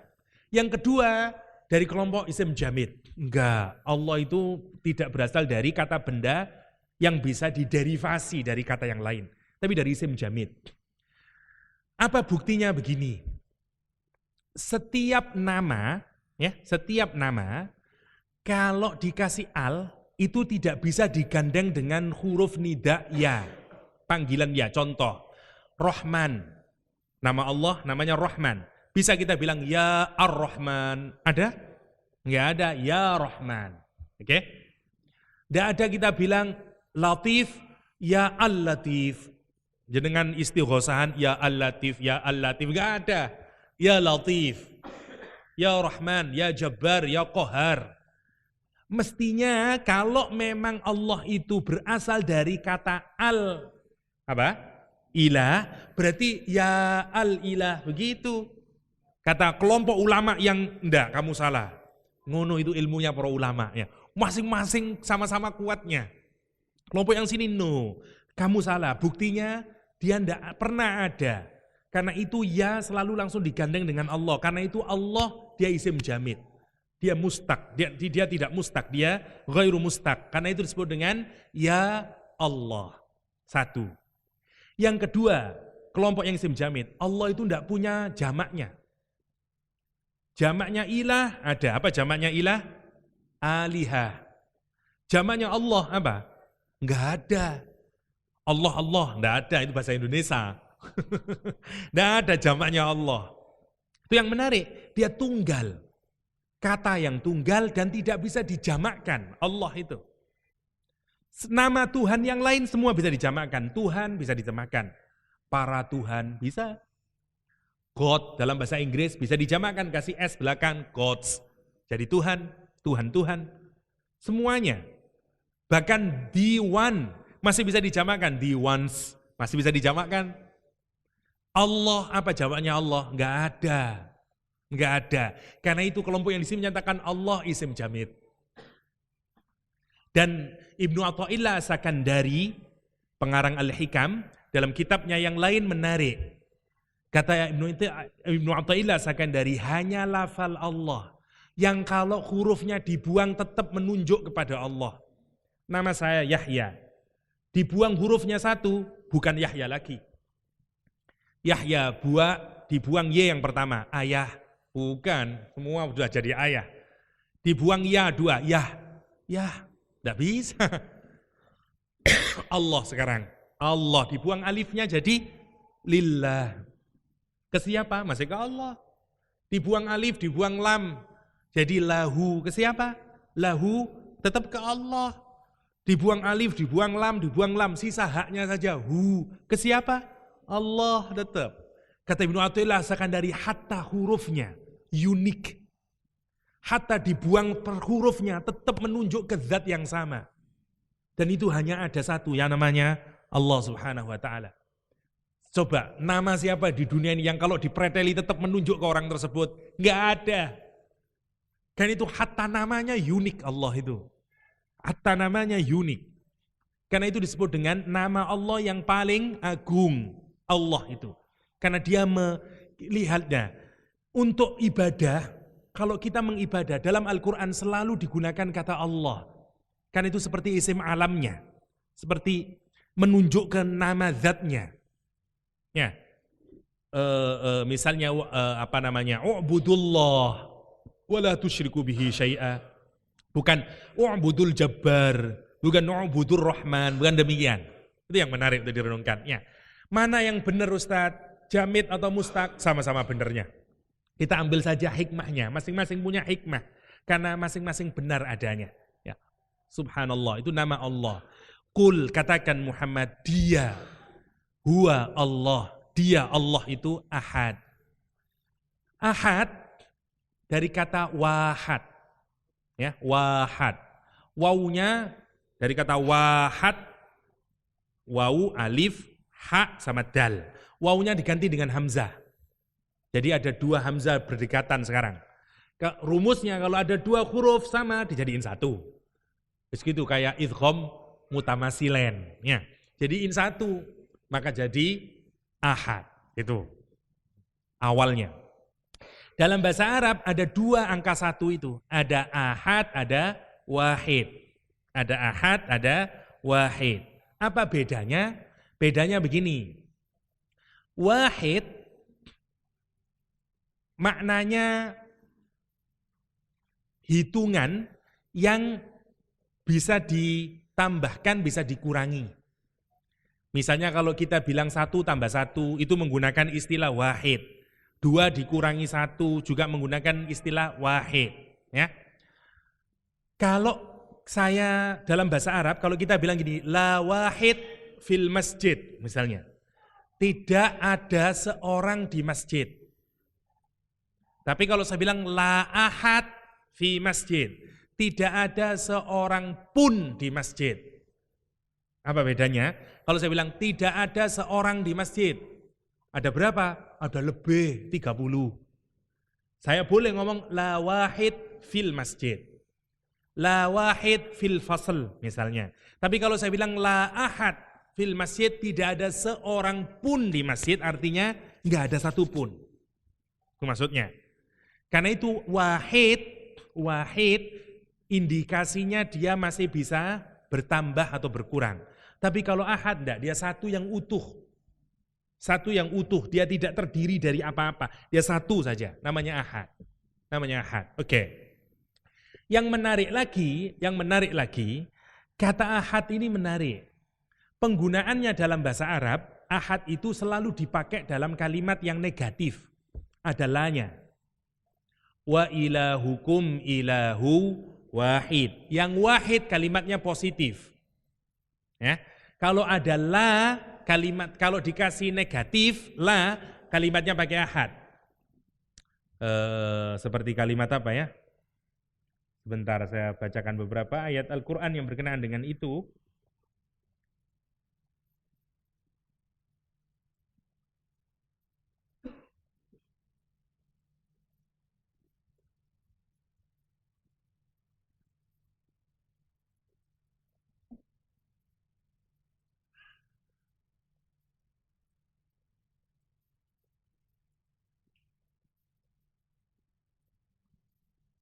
Nanti dicari sendiri, tidak ketemu ya, kelamaan. Nanti dicari sendiri, prinsip dasarnya untuk ahad selalu dipakai dalam kalimat yang negatif. Ya, seperti kayak tadi itu, la ahada, la ilaha, misalnya kayak gitu. Kalau ahad selalu pakai negatif. Tidak, orang Arab tidak menggunakan ahad untuk kalimat positif. Ya. Wahid dipakai untuk kalimat positif. Satu-satunya di dalam Al-Quran, kata ahad dipakai dalam kalimat positif di ayat ini. Dan itu hanya satu-satunya. Qul huwallahu ahad. Tidak ada kata la. Tidak ada kata la-nya. Tidak ada kata la. Itu yang menarik. Yang berbeda dengan tradisi kebiasaan lughah. Ya. Yang pertama, untuk menunjukkan bahwa Allah itu benar-benar satu, tidak diduakan, tidak terdiri. Itu makna yang pertama dari kata ahad. Dari kata ahad. Oke. Yang kedua sekarang. Kata ahad maksudnya selain tidak dua, tidak tiga, tidak empat. Ahad yang kedua maknanya dia tidak terdiri dari masing-masing, tidak terjus-jus. Misalnya kayak HP, ini benar bendanya satu, tapi kalau saya pecah-pecah dia bisa. Ada bungkusnya, ada LED-nya, LED ya, I don't know, ada apanya dan segala macamnya di dalamnya. Dia banyak rangkaian di dalamnya, tapi jadi satu kesatuan namanya HP misalnya. Allah tidak terdiri dari satu kesatuan kayak begitu itu. Ya satu, itu aja udah, nggak terdiri. Semuanya masih terdiri dari macam-macam. Saya satu orang, tapi ada kepalanya, ada tangannya, ada kakinya. Allah tidak demikian. Itu maksudnya yang kedua, satu. Karena itu para ulama menyatakan satunya Allah itu dari apanya? Dari zatnya satu, dari sifatnya satu, dari perbuatannya satu. Jadi zat, sifatnya, af'alnya, semuanya satu. Tidak ada yang sama. Laisa kamislihi syai'. Ya, Allah tidak menyamai, tidak ada yang sama dengan Allah Subhanahu wa taala. Misalnya satu, dari zatnya, tidak ada yang menyamai Allah Subhanahu wa taala. Meskipun di dalam Al-Quran ada ayat-ayat yang nampaknya menunjukkan kesamaan dengan manusia. Misalnya wajahnya Allah, tangannya Allah misalnya. Tapi semuanya ini tidak sama dengan manusia. Gak boleh disamakan. Gak boleh disamakan. Ini prinsipnya. Karena Allah cuma satu dan satu-satunya. Baik dalam zatnya, dalam sifatnya, dan dalam af'alnya. Begitu pula dalam sifatnya. Misalnya Allah Maha Penyabar, As-Sabur. Kita juga ada orang yang sabar, Pak Sobur juga ada. Tapi sabarnya manusia dengan sabarnya Allah, enggak sama. Kita disebut dengan alim. Allah juga alim. Alimnya Allah dengan alimnya manusia tidak sama. Tidak diduakan, karena itu Allah tetap satu. Perbuatannya sama, kita berbuat, orang lain juga berbuat, Allah juga berbuat. Tapi perbuatannya Allah tidak bisa dibandingkan dengan perbuatan siapapun saja. Bahkan semua perbuatan yang ada di dunia ini tidak akan pernah terjadi tanpa disetujui dan atas perbuatannya Allah Subhanahu wa ta'ala. Itu yang menarik untuk kita renungkan, karena itu Allah benar-benar cuman ahad, cuman satu, ya. Karena itu masya'akan walam yasha' lam yakun. Gak bisa. Apa saja dalam kendalinya, dalam kekuasaannya Allah Subhanahu wa ta'ala. Itu yang disebut dengan ahad. Disebut dengan ahad, ya. Qul huwallahu ahad. Oke. Kenapa kok tekanan pertama, sifat pertama yang dijelaskan oleh Al-Quranul Karim tentang Allah Subhanahu wa ta'ala di ayat ini adalah ahad. Adalah ahad. Karena memang nanti kita dapati banyak sekali Tuhan-Tuhan itu difahami oleh orang-orang Quraisy atau oleh manusia pada zaman sampai sekarang. Ya, Hindu Buddha memiliki sekian banyak Tuhan. Di orang Arab sampai 360-an nama-nama Tuhan dan Tuhan-Tuhan, personifikasi Tuhan. Ya, yang Allah nanti membantah itu semuanya bahwa Tuhan adalah satu saja. Satu saja. Dan ini yang menginspirasi Cat Stevens dulu masuk Islam, ya. Cat Stevens masuk Islam gara-gara ini kata dia. Tidak ada yang lebih indah daripada Islam kata dia. Tuhannya satu, nabi semuanya dianggap punya satu misi. Quran pesannya juga satu, menyembah Tuhan satu. Manusia juga disamakan dengan satu ras yang satu dari anak cucu Adam. Kata dia, inilah agama yang benar, kata Cat Stevens, dan dia masuk Islam. Karena merenungi konsep tauhid. Konsep tauhid. Ini yang menarik untuk kita renungkan dari sifat Allah Ahad. Ya, Qul huwallahu ahad. Qul huwallahu ahad. Oke. Yang kedua sekarang, sebelum nanti kita ambil hikmahnya. Allahu as-samad. Allahus samad. Yang menarik sekali lagi, biasanya kalau sudah disebut nama sesuatu, kemudian nama berikutnya tidak disebut lagi, biasanya diganti dengan kata ganti. Kenapa kok tidak disebut gini? Qul huwallahu ahad, huwallahus samad. Kok gini? Kenapa kok qul huwallahu ahad, Allahus samad? Kok disebut lagi Allahnya? Ya, mestinya kalau sudah disebut Allah di ayat yang pertama, ayat yang keduanya tidak disebut lagi, diambil kata ganti. Kalau kita menulis kayak demikian tidak baik biasanya. Yahya adalah seorang dosen. Yahya punya istri. Dia ada gitu yang baik. Yahya adalah dosen. Dia memiliki istri. Itu misalnya. Maka dia biasanya. Ayat ini menarik. Allah di ayat ini tetap digunakan kata Allah. Dari aspek balaghah, kenapa kok diulang Allah? Karena yang hanya bisa memiliki sifat Allah, yang hanya bisa memiliki sifat ahad, yang hanya bisa memiliki sifat somad, hanya Allah subhanahu wa ta'ala. Karena itu harus diulang lagi nama Allahnya. Itu kata para ulama tafsir. Sehingga diulang lagi untuk mengasih apa? Memberi penekanan lagi. Karena tidak ada yang bisa pantas. Tidak ada yang bisa dilekati dengan sifat as-samad kecuali Allah subhanahu wa ta'ala. Karena itu ditekankan dengan dimunculkan lagi lafal Allah. Allahus samad. Allahus samad. Oke. Sekarang apa maknanya somad? Ada banyak maknanya somad ini. Yang pertama, somad ini adalah dari kata somada, artinya tawajjaha ilaih. Makna yang pertama, kalau orang itu membutuhkan sesuatu dan dia mengharap ke sana, ya, menghadapkan wajahnya ke sana, karena dia kepingin mengharapkan sesuatu, mendapatkan sesuatu, ya, namanya somad. Makna yang pertama, kata somad itu adalah alladzi yasmidu ilaihi fil hajah. Ya, orang yang memang berhajat kepadanya. Dia butuh ke sana.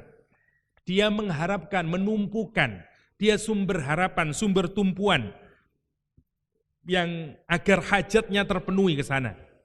Itu yang disebut dengan makna yang pertama dari kata somad. Sebagaimana nanti Rasulullah juga menjelaskan sedemikian dari riwayat Ibnu Abbas kalau saya tidak keliru. Ya. Jadi makna pertama dari kata somad, semua tertuju ke sana. Semua harapannya ke sana. Dia menjadi tumpuan harapan kita. Ya, namanya somad, namanya somad. Karena itu masmud di dalam bahasa Arab masmud, ya. Kalau orang itu menuju kepada tersebut untuk mendapatkan penyelesaian disebut dengan masmud, yang menjadi tujuannya, yang menjadi harapannya.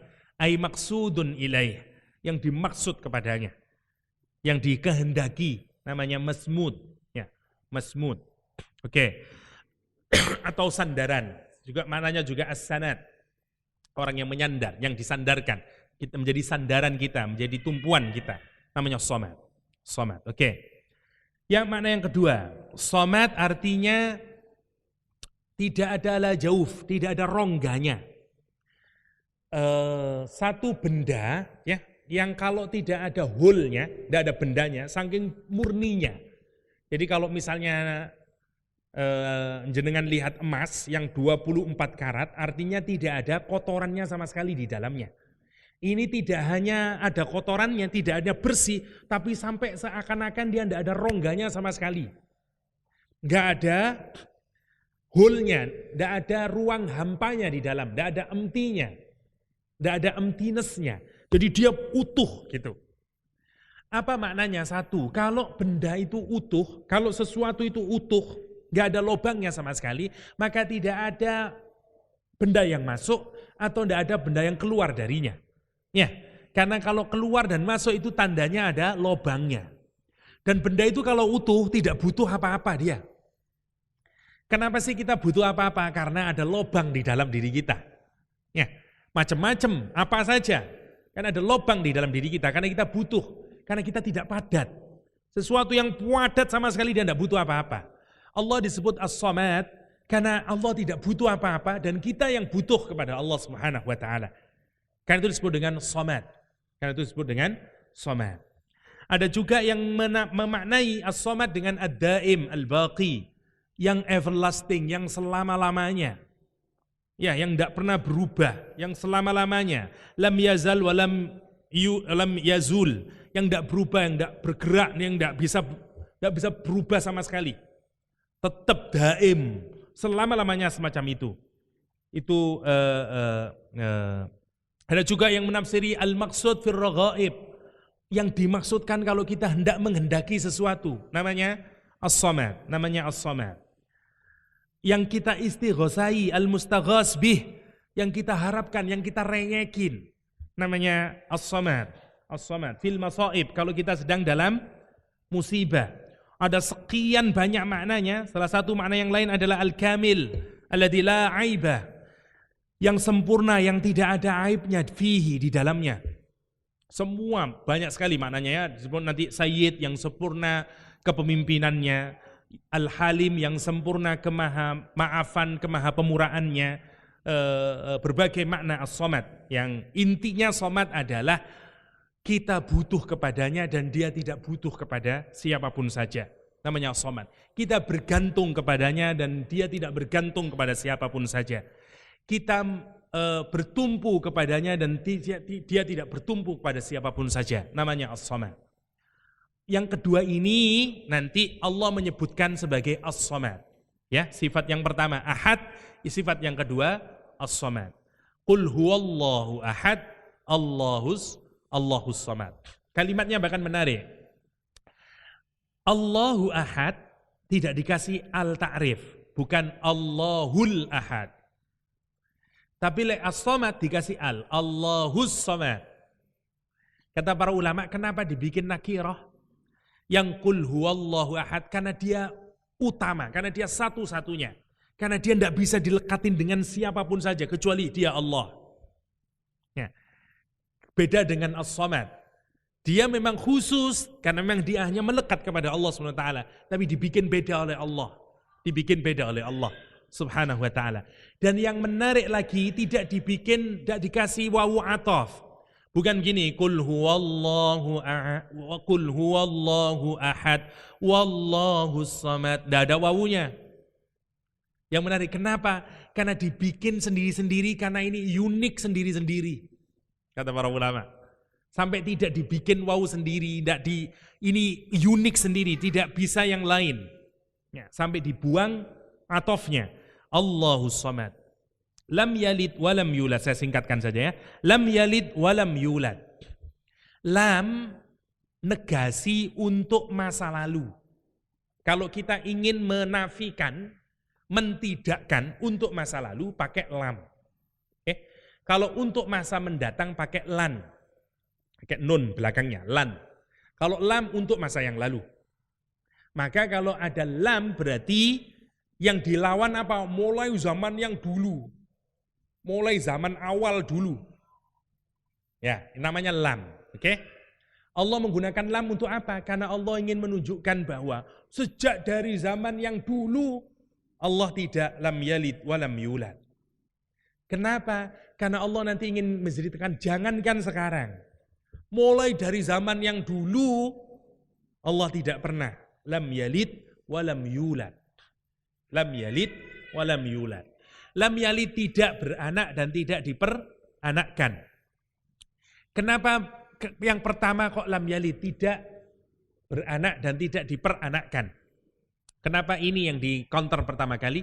Karena gini, di dalam sejarah dulu, ayat ini turun, ya, ada 3 kelompok yang mengalamati Allah dengan anak. Satu, orang-orang Quraisy, orang-orang kafir yang menyatakan para malaikat itu adalah daughters of Allah subhanahu wa ta'ala.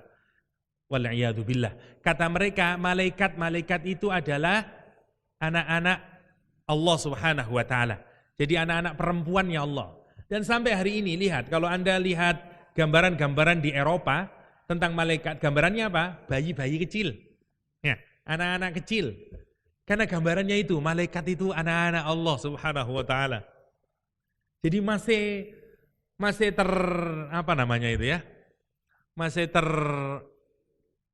terinspirasi ya dengan kemusyrikan orang-orang Quraisy zaman dahulu. Satu. Yang kedua, dari kalangan ahlul kitab. Orang Nasrani menyangka Nabi Isa alaihissalam sebagai anak Allah. Waqala laqad asraqa alladhi laqad kafara alladhina qalu al-Masih Isa ibn Maryam itu menjadi anaknya Allah Subhanahu wa taala. Terus yang ketiga adalah orang Yahudi. Dari sebagian kelompok Yahudi terutama yang ada di Madinah menyangka bahwa Nabi Uzair adalah anaknya Allah Subhanahu wa taala. 3 ini. Maka Allah melawan 3 kelompok ini dengan menyatakan lam yalid walam yulad.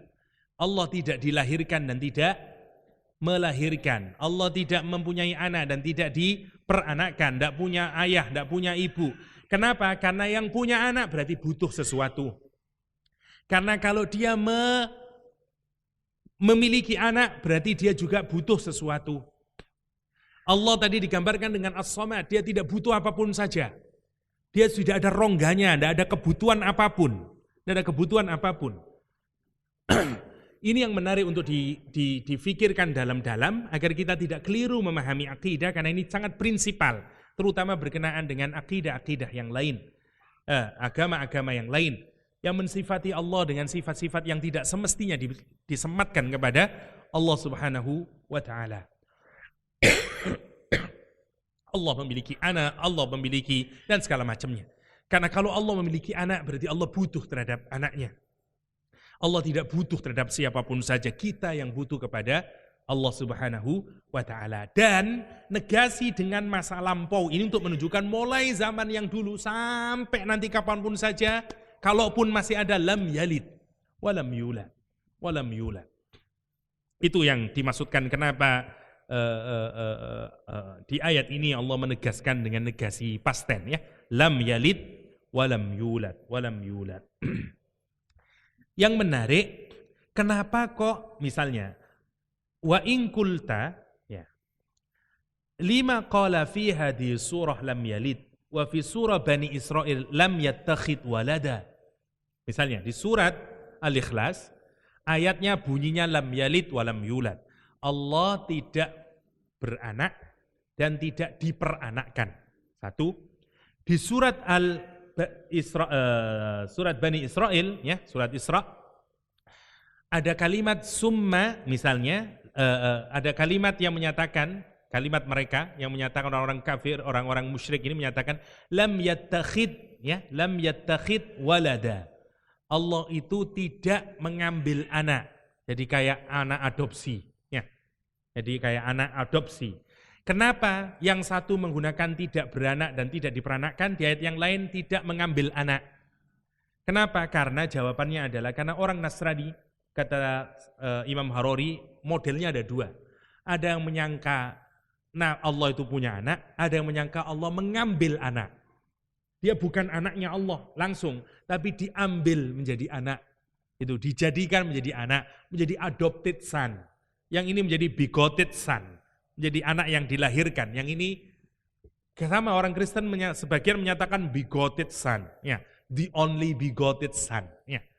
Hanya anak satu-satunya yang dilahirkan, ya. Itu salah satu karena ada 2 akidahnya.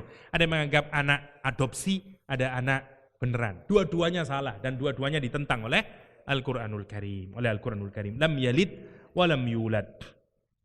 Walam yakul lahu kufuwan ahad. Terakhir ya. Baru nanti kita ambil hikmahnya. Lam yakun Sekarang Allah juga menunjukkan dan sama sekali tidak akan ada, tidak akan pernah. Walam yakun lahu kufuwan ahad. Yang menarik, isim kalau kita melihat kalimat dengan bentukan kana, ya, misalnya mestinya begini, rumus dasarnya itu. Kanallahu ghafuron. Ada kana, fi'il kana, ya. Terus ada isimnya, kanallahu, ada ghafuron. Isimnya didekatkan misalnya, kanallahu ghafuron. Di ayat ini menarik, dijauhkan. Lihat dengan ini. Lam yakun lahu kufuwan ahad. Ahadnya dijauh. Padahal mestinya, ahadnya itu di dekat kananya itu. Di dekat lam yakun mestinya. Misalnya, walam yakun ahad, misalnya gitu. Ini yang menarik. Dijauhkan oleh Allah Subhanahu wa taala. Untuk apa fungsinya? Untuk menunjukkan benar-benar enggak ada sama sekali. Ya, sampai bentuk kalimatnya dirubah oleh Allah Subhanahu wa taala untuk menunjukkan memang tidak akan ada sama sekali. Oke. Yang serupa, yang semisal dengan Allah Subhanahu wa taala dan pilihannya menarik. Lihat, Allah menyatakan kalimatnya ini sebagai penutup, ya. Allah tidak beranakan, Allah tidak beranakan bayangan orang macam-macam tentang Allah Subhanahu wa taala. Allah memungkasi dengan kalimat yang menarik. Dan dia Allah SWT, walam yakun lahu kufuwan ahad, dan tidak ada satupun yang sama, yang sekufuk dengan Allah Subhanahu wa taala. Kalimat persamaan di dalam bahasa Arab itu macam-macam, ya. Ada adil, ada nazir, ada sahibah, ya. Ada kufu, ada nazir, ada mathil, ada 3. Ada kafu, ya, ada nazir, ada mathil. Masing-masing maknanya yang setara, yang sekufu, yang serupa. Cuman beda-beda. Allah tidak menggunakan kata nazir, tidak menggunakan kata mathil, tapi menggunakan kata kufu. Apa bedanya gini? Adil itu fal mathil, kalau disebut dengan mathil, ya, huwal musyarak laka fi jami'i sifatik. Kalau masing-masing sepadan 50-50 sama, namanya musyarak, namanya musyarakah, ya, namanya mathil. Oke. Kalau disebut dengan syabih itu karena ada sebagian yang sama. Sebagian besarnya sama. Namanya disebut dengan tashbih, yang serupa. Ada tamsil, ada tashbih. Ada lagi nazir. Nazir musyarak fi aqalliha. Kalau persamaannya sedikit namanya nazir. Nah, kalau mencakup semuanya itu kalimat yang paling tepat adalah kufu. Jadi kufu itu merangkum semuanya, baik nazir, baik mathil ataupun syabih. Jadi mau serupa sedikit, mau serupa 50% atau serupa lebih banyak, Allah tidak ada yang bisa menyerupainya. Mau sedikit, mau separuh, mau banyak, tidak bisa. Karena itu menarik. Kenapa Allah Subhanahu wa taala menggunakan kata kufu? Itu juga yang harus menjadi renungan kita kalau orang mau menikah. Ya, karena nanti disuruh mencari yang sekufu. Sekufu itu bukan yang mathil, syabih, atau yang nazir. Lek mathil harus 50-50, donyamu piro 50 juta, aku sik 49 juta, kita belum sekufu, begitu. Karena mathil. Tapi kalau kufu artinya yang penting ada persamaannya. Karena itu maknanya kufu, mau persamaannya sedikit karena di dalam kata kufu 3 kata terangkum jadi 1 di dalamnya. Mau persamaannya sedikit, mau persamaannya 50-50 atau persamaannya 50% plus, namanya kufu. Allah menyatakan walam yakul lahu kufuwan ahad. Dan lahunya didahulukan lagi yang mestinya juga diakhirkan. Sekali lagi, ini maknanya apa? Untuk didahulukan, spesial, khusus bagi Allah. Tidak ada satupun yang bisa menyamai. 1. Apa yang dimaksud dengan persamaan? Setara, semisal, baik dalam hal apa? Dalam hal kenyataan atau dalam hal imajinasi kita. Gini, kita gambarin, oh Allah mungkin punya tangan ya, tangannya kayak tangan kita. Enggak sama sekali. Atau mungkin kita bayangin. Yang ada dalam bayangan saja itu sudah salah. Ya, bayangannya saja sudah salah. Kenapa? Karena bayangan itu selalu berasal dari alam kenyataan yang kita ketahui. Kita tidak akan pernah bisa bayangin sesuatu yang kita tidak pernah lihat. Mboten saged. Contoh, kuda terbang, kuda sembrani, ya dalam bahasa kita. Ada kuda yang bisa terbang. Oke. Kenyataannya ada enggak? Ya enggak ada, kita enggak pernah melihat. Itu ada dalam alam khayalan kita. Tapi bagaimana orang bisa berkhayal ada kuda terbang? Satu, dia menggabungkan dua keadaan. Kuda sendiri dan ada burung yang terbang. Dua dijadiin satu, masuk di alam imajinasi namanya kuda terbang. Sama, kita tidak bisa berimajinasi kecuali kita berasal dari alam yang real. Karena itu kalau kita mensifati Allah punya begini, Allah begini, kayak begini, semuanya salah. Semuanya salah. Karena itu Allah menjelaskan laisa kamitslihi syai'. Meskipun Allah menjelaskan Allahu nurus samawati wal ard, Allah sifatnya alim, Allah sifatnya basir, Allah sifatnya ini, tapi semuanya salah. Kenapa? Karena walam yakul lahu kufuwan ahad. Terakhir, 5 menit terakhir. Yang harus kita renungkan adalah gini. Bilal dahulu waktu ditindih dengan batu dan disuruh lepas imannya, dan kalau dia berani berpindah agamanya, maka dia dilepaskan dari siksaan dari Umayyah bin Khalaf. Tapi Bilal terus tidak mau dan dia hanya melengingkan satu kata saja, ahadun, ahadun, ahadun, ahad, ahadun, ahadun, ahad. Kenapa? Yang menarik, karena dia satu-satunya yang ada dalam hatinya adalah ahad. Gini ya, hati kita itu, sebagaimana tadi rumusnya, itu sebenarnya mencari tujuannya. Karena Allah itu as-samad. Kita ini mencari maksud, siapa yang kita maksudkan dalam hidup ini. Atau dalam bahasa yang lebih mudah namanya goal, atau orientasi. Makanya disebut dengan orientasi. Menarik ya, dari kata orient. Orient itu timur. Kalau orang itu tidak ke timur, dia disorientasi. Kalau disorientasi kemana dia? Salah. Menarik. Atau orang barat menyadari bahwa urusan agama, urusan yang benar arah itu ke timur, ya, bukan ke barat. Ya. Kan itu kalimatnya menggunakan orientasi. Wallahu a'lam. Tapi menarik kalimatnya. Kenapa menggunakan kata orientasi? Ya, hati kita ini sebenarnya mau menarah kemana? Lah, surat Al-Ikhlas itu mengajarkan kepada kita, Allah itulah yang mestinya satu-satunya menjadi orientasi kita, menjadi maksud hati kita, menjadi somad kita, menjadi ahad kita. Kenapa? Karena kalau kita tidak bisa menjadikan Allah menjadi somad dan menjadi ahad di dalam hati kita, maka kita akan mencari yang lain. Itu sudah rumusnya. Jadi kan kalau tidak percaya, orang itu sebenarnya kalau mau disederhanakan, tujuannya semua orang punya tujuan dalam hidup. Cuman tujuannya beda-beda. Kalau yang sudah benar tujuannya ke Allah, karena dia tahu Allahus Samad. Kalau dia tujuannya benar, dia tahu bahwa tujuannya adalah Allah Subhanahu wa Ta'ala. Ini yang menarik untuk direnungkan yang pertama kali.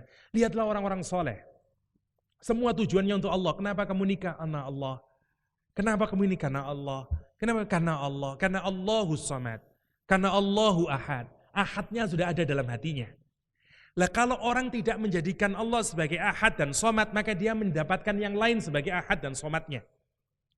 Ada orang yang perempuan menjadi ahad sama somadnya. Pikirannya terus-menerus mikirin itu terus. Ada orang menjadikan harta menjadi somad sama ahadnya. Kalau kita bertemu dengan orang itu, tidak akan ada pembicaranya kecuali urusan bisnis harta, gitu toh. Banyak orang yang begini. Kalau kita ketemu, tidak ada yang diomong kecuali ya, bisnis ini gimana, yang ini gimana. Tidak ada yang lain. Hati kita ini sebenarnya mencari sesuatu, mencari cantolane kata orang Jawa. Mencari siapa yang mau diikatkan. Kalau jenengan boten percaya ginilah, masa-masa masih muda, lalu kesengsem sama seorang perempuan. Ke situ terus ahadnya, somatnya ke situ. Ya, itu yang menarik. Lah surat Al-Ikhlas ini meminta kita untuk murni kepada Allah. Karena kalau kita sudah mengesahkan Allah di dalam sifatnya, di dalam zatnya, di dalam af'alnya, yang lanjutnya adalah kita mengesahkan Allah di dalam ubudiyah kita. Kita hanya mengibadah kepada Allah, kita mengabdi hanya kepada Allah, kita hanya membudakkan diri hanya kepada Allah Subhanahu wa ta'ala. Saya terakhiri dengan satu kisah menarik dari Nabi Zakaria. Semua orang kepingin punya anak. Saya tanya, lihat goalnya, bedanya orang. Yang goalnya Allah atau goalnya bukan Allah. Saya tanya, siapa di antara kita yang sudah menikah yang tidak kepingin punya anak? Semua orang kepingin punya anak. Bahkan kalaupun dia tidak punya anak, dia kepingin punya anak. Simak, kepinginnya punya anak Nabi Zakaria. Apa yang dikepingini? Lihat, kalau goalnya Allah beda rasa kepinginnya. Nabi Zakaria dilukiskan di surat Maryam dengan indah. Ya, zikru rahmati rabbika abdahu Zakaria. Dituturkan kisah dapat rahmatnya Nabi Allah yang namanya Zakaria. Idnada rabbahu nidaan khafiyya, yang dia terus menerus menjeritkan permintaannya, permohonnya kepada Allah dengan lirih, dengan pelan. Karena dia sangat kepingin. Dan dia qala rabbi, dia doanya ditulis oleh Al-Quran. Ya Allah, Rabbi, inni wahanal azmu, tulangku sudah rapuh ya Allah. Kata dia. Wasta'ala ar-ra'su syaiba, dan rambutku sudah memutih ya Allah. Lihat, nurut pikiran akal bisa punya anak? Enggak bisa punya anak. Rapuh sudah tulangnya, teol semuanya. Inni wahanal azmu wasta'ala ar-ra'su syaiba walan akun bidu'aika rabbi syakiyya. Tapi aku tidak pernah kecewa dengan doaku ya Allah. Aku akan terus minta kepadamu. Aku tidak akan pernah kecewa sedikit pun. Mau dibalas, mau tidak, aku tidak peduli. Karena aku terus akan meminta kepadamu. Lihat doanya. Apa yang ditakutkan? Dia pengen punya anak. Beda. Kalau kita pengen punya anak apa? Kerjanya sudah banyak, hartanya sudah banyak, belum punya anak. Duh ya apa ya nanti yang kena punya anak ya. Eman ini untuk siapa harta kita ini? Kita kepingin punya anak, mungkin kepingin punya momongan di rumah. Lihat apa yang diinginkan oleh Nabi Zakaria. Wa inni khiftul, kata dia, mawali, aku ini takut ya Allah. Yang nanti punya otoritas. Aku kepingin gini, Nabi Bani Israel itu kalau ada Nabi mati, ganti ada Nabi lain lagi. Ada Nabi mati, Nabi yang lain lagi gitu. Ketika Nabi Zakaria sudah tua, itu belum ada dari anak cucunya Nabi Yakub, turunannya ini yang kira-kira jadi kandidat jadi nabi. Potongannya semuanya tidak ada yang japat. Sementara Nabi Zakaria sudah tua, tidak punya anak. Dan dia kepingin punya anak, bukan karena harta warisannya banyak. Apa yang dia katakan? Wa ini khiftul mawali, aku takut nanti yang punya otoritas ini, ya, otoritas ini miwarai setelah aku. Wa kanat imraati, siapa nanti yang pegang otoritas ini? Yang pegang Nurul Hayat ini siapa? Saya ngelihat tidak ada calon-calonnya ini. Kayak begitu gampangannya. Siapa ini? Untuk siapa? Otoritas apa ini? Bukan otoritas harta benda, otoritas agama. Karena dia menjadi nabi. Dan dia bilang, wa kanat imraati aqir. Istriku mandul ya Allah. Lihat, semua buntu. Tapi kepada siapa dia bergantung? Allah. Kemana hatinya dilabuhkan? Allah.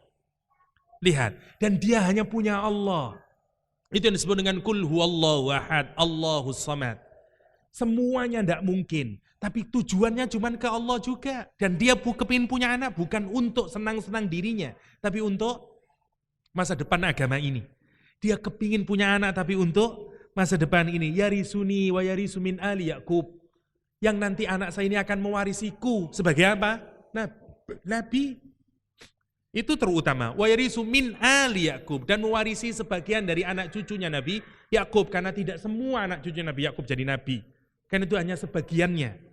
Waj'alhu rabbi radhiya, dan jadikan ya Allah dia orang yang ridho kepada Allah, ridho kepada manusia yang lain juga ridho. Dia ridho kepada Allah Subhanahu wa taala. Lihat, tujuan punya anak.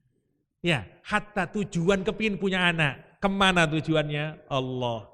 Waj'alhu, lihat menarik, waj'alhu rabbi radhiya. Dan ini yang harus dilafalkan oleh ibu-ibu yang hamil, ibu-ibu yang kepingin punya anak-anak saleh. Di dalam waktu dia kepingin punya anak, masih belum punya anak, doanya itu, ya Allah, jadikan anakku nanti anak yang ridho kepada Robnya. Yang Robnya ridho kepada dia, Rob manusia ridho kepada dia. Dan dia ridho kepada kaumnya. Masya Allah, doa yang indah dari Nabi Zakaria. Lihat, doa orang yang terinspirasi oleh suratul Ikhlas, suratul ikhlas. Kita ingin semacam itu. Ingin hati kita terpaut kepada Allah. Bahwa ikhlas kita murni ibadah kita hanya untuk Allah Subhanahu wa ta'ala. Ada sekian, masih banyak hikmah, tapi waktunya sudah tidak mencukupi. Saya rasa itu saja mungkin yang bisa saya sharingkan pada kesempatan pagi hari ini. Semoga ada manfaatnya, dan Allah wa iyyakum ajma'in. Wa sallallahu ala nabiyyina Muhammadin wa alihi wa sahbihi wasallam. Walhamdulillahi rabbil alamin. Wassalamualaikum warahmatullahi wabarakatuh. Waalaikumsalam warahmatullahi wabarakatuh. Mungkin satu atau dua penanya kami beri kesempatan untuk jamaah laki-laki ataupun akhwat. Baik, kalau tidak ada bisa ditutup dengan doa, Ustaz. Alhamdulillah rabbil alamin. Semoga kajian kita hari ini menambah kematangan dan kekuatan tauhid kita kepada Allah Subhanahu wa taala. Karena tidak ada duanya Allah Subhanahu wa taala, dialah satu-satunya yang mesti menjadi dambaan hati kita, harapan kita, tumpuan kecintaan kita kepada Dia saja, Allah Subhanahu wa taala. Semoga kita diberikan kekuatan tauhid, kesungguhan untuk mengabdi kepada Allah, dan kesungguhan untuk mengabdikan diri kita dan memudahkan diri kita kepada Allah Subhanahu wa taala. Allahumma shalli ala sayyidina Muhammad wa ala ali sayyidina Muhammad walhamdulillahi rabbil alamin. Allahumma ighfir lana dhunubana wa kaffir 'anna sayyi'atina wa tawaffana ma'al abrar. Allahumma ij'alil Qur'an hujjatan lana wa la hujjatan 'alaina. Allahumma ij'alil Qur'an rabi'a qulubina wa nura sudurina wa jala ahzanina wa dhahaba humumina wa ghumumina. Rabbana hab lana min azwajina wa dhurriyyatina qurrata a'yun waj'alna lil muttaqina imama. Rabbana atina fid dunya hasanah wa fil akhirati hasanah wa qina adzaban nar wa adkhilnal jannata mal abrar ya aziz ya ghaffar ya rabbal alamin. Wa sallallahu ala nabiyyina Muhammadin wa alihi wa sahbihi wasallam. Alhamdulillahi rabbil alamin. Assalamualaikum warahmatullahi wabarakatuh.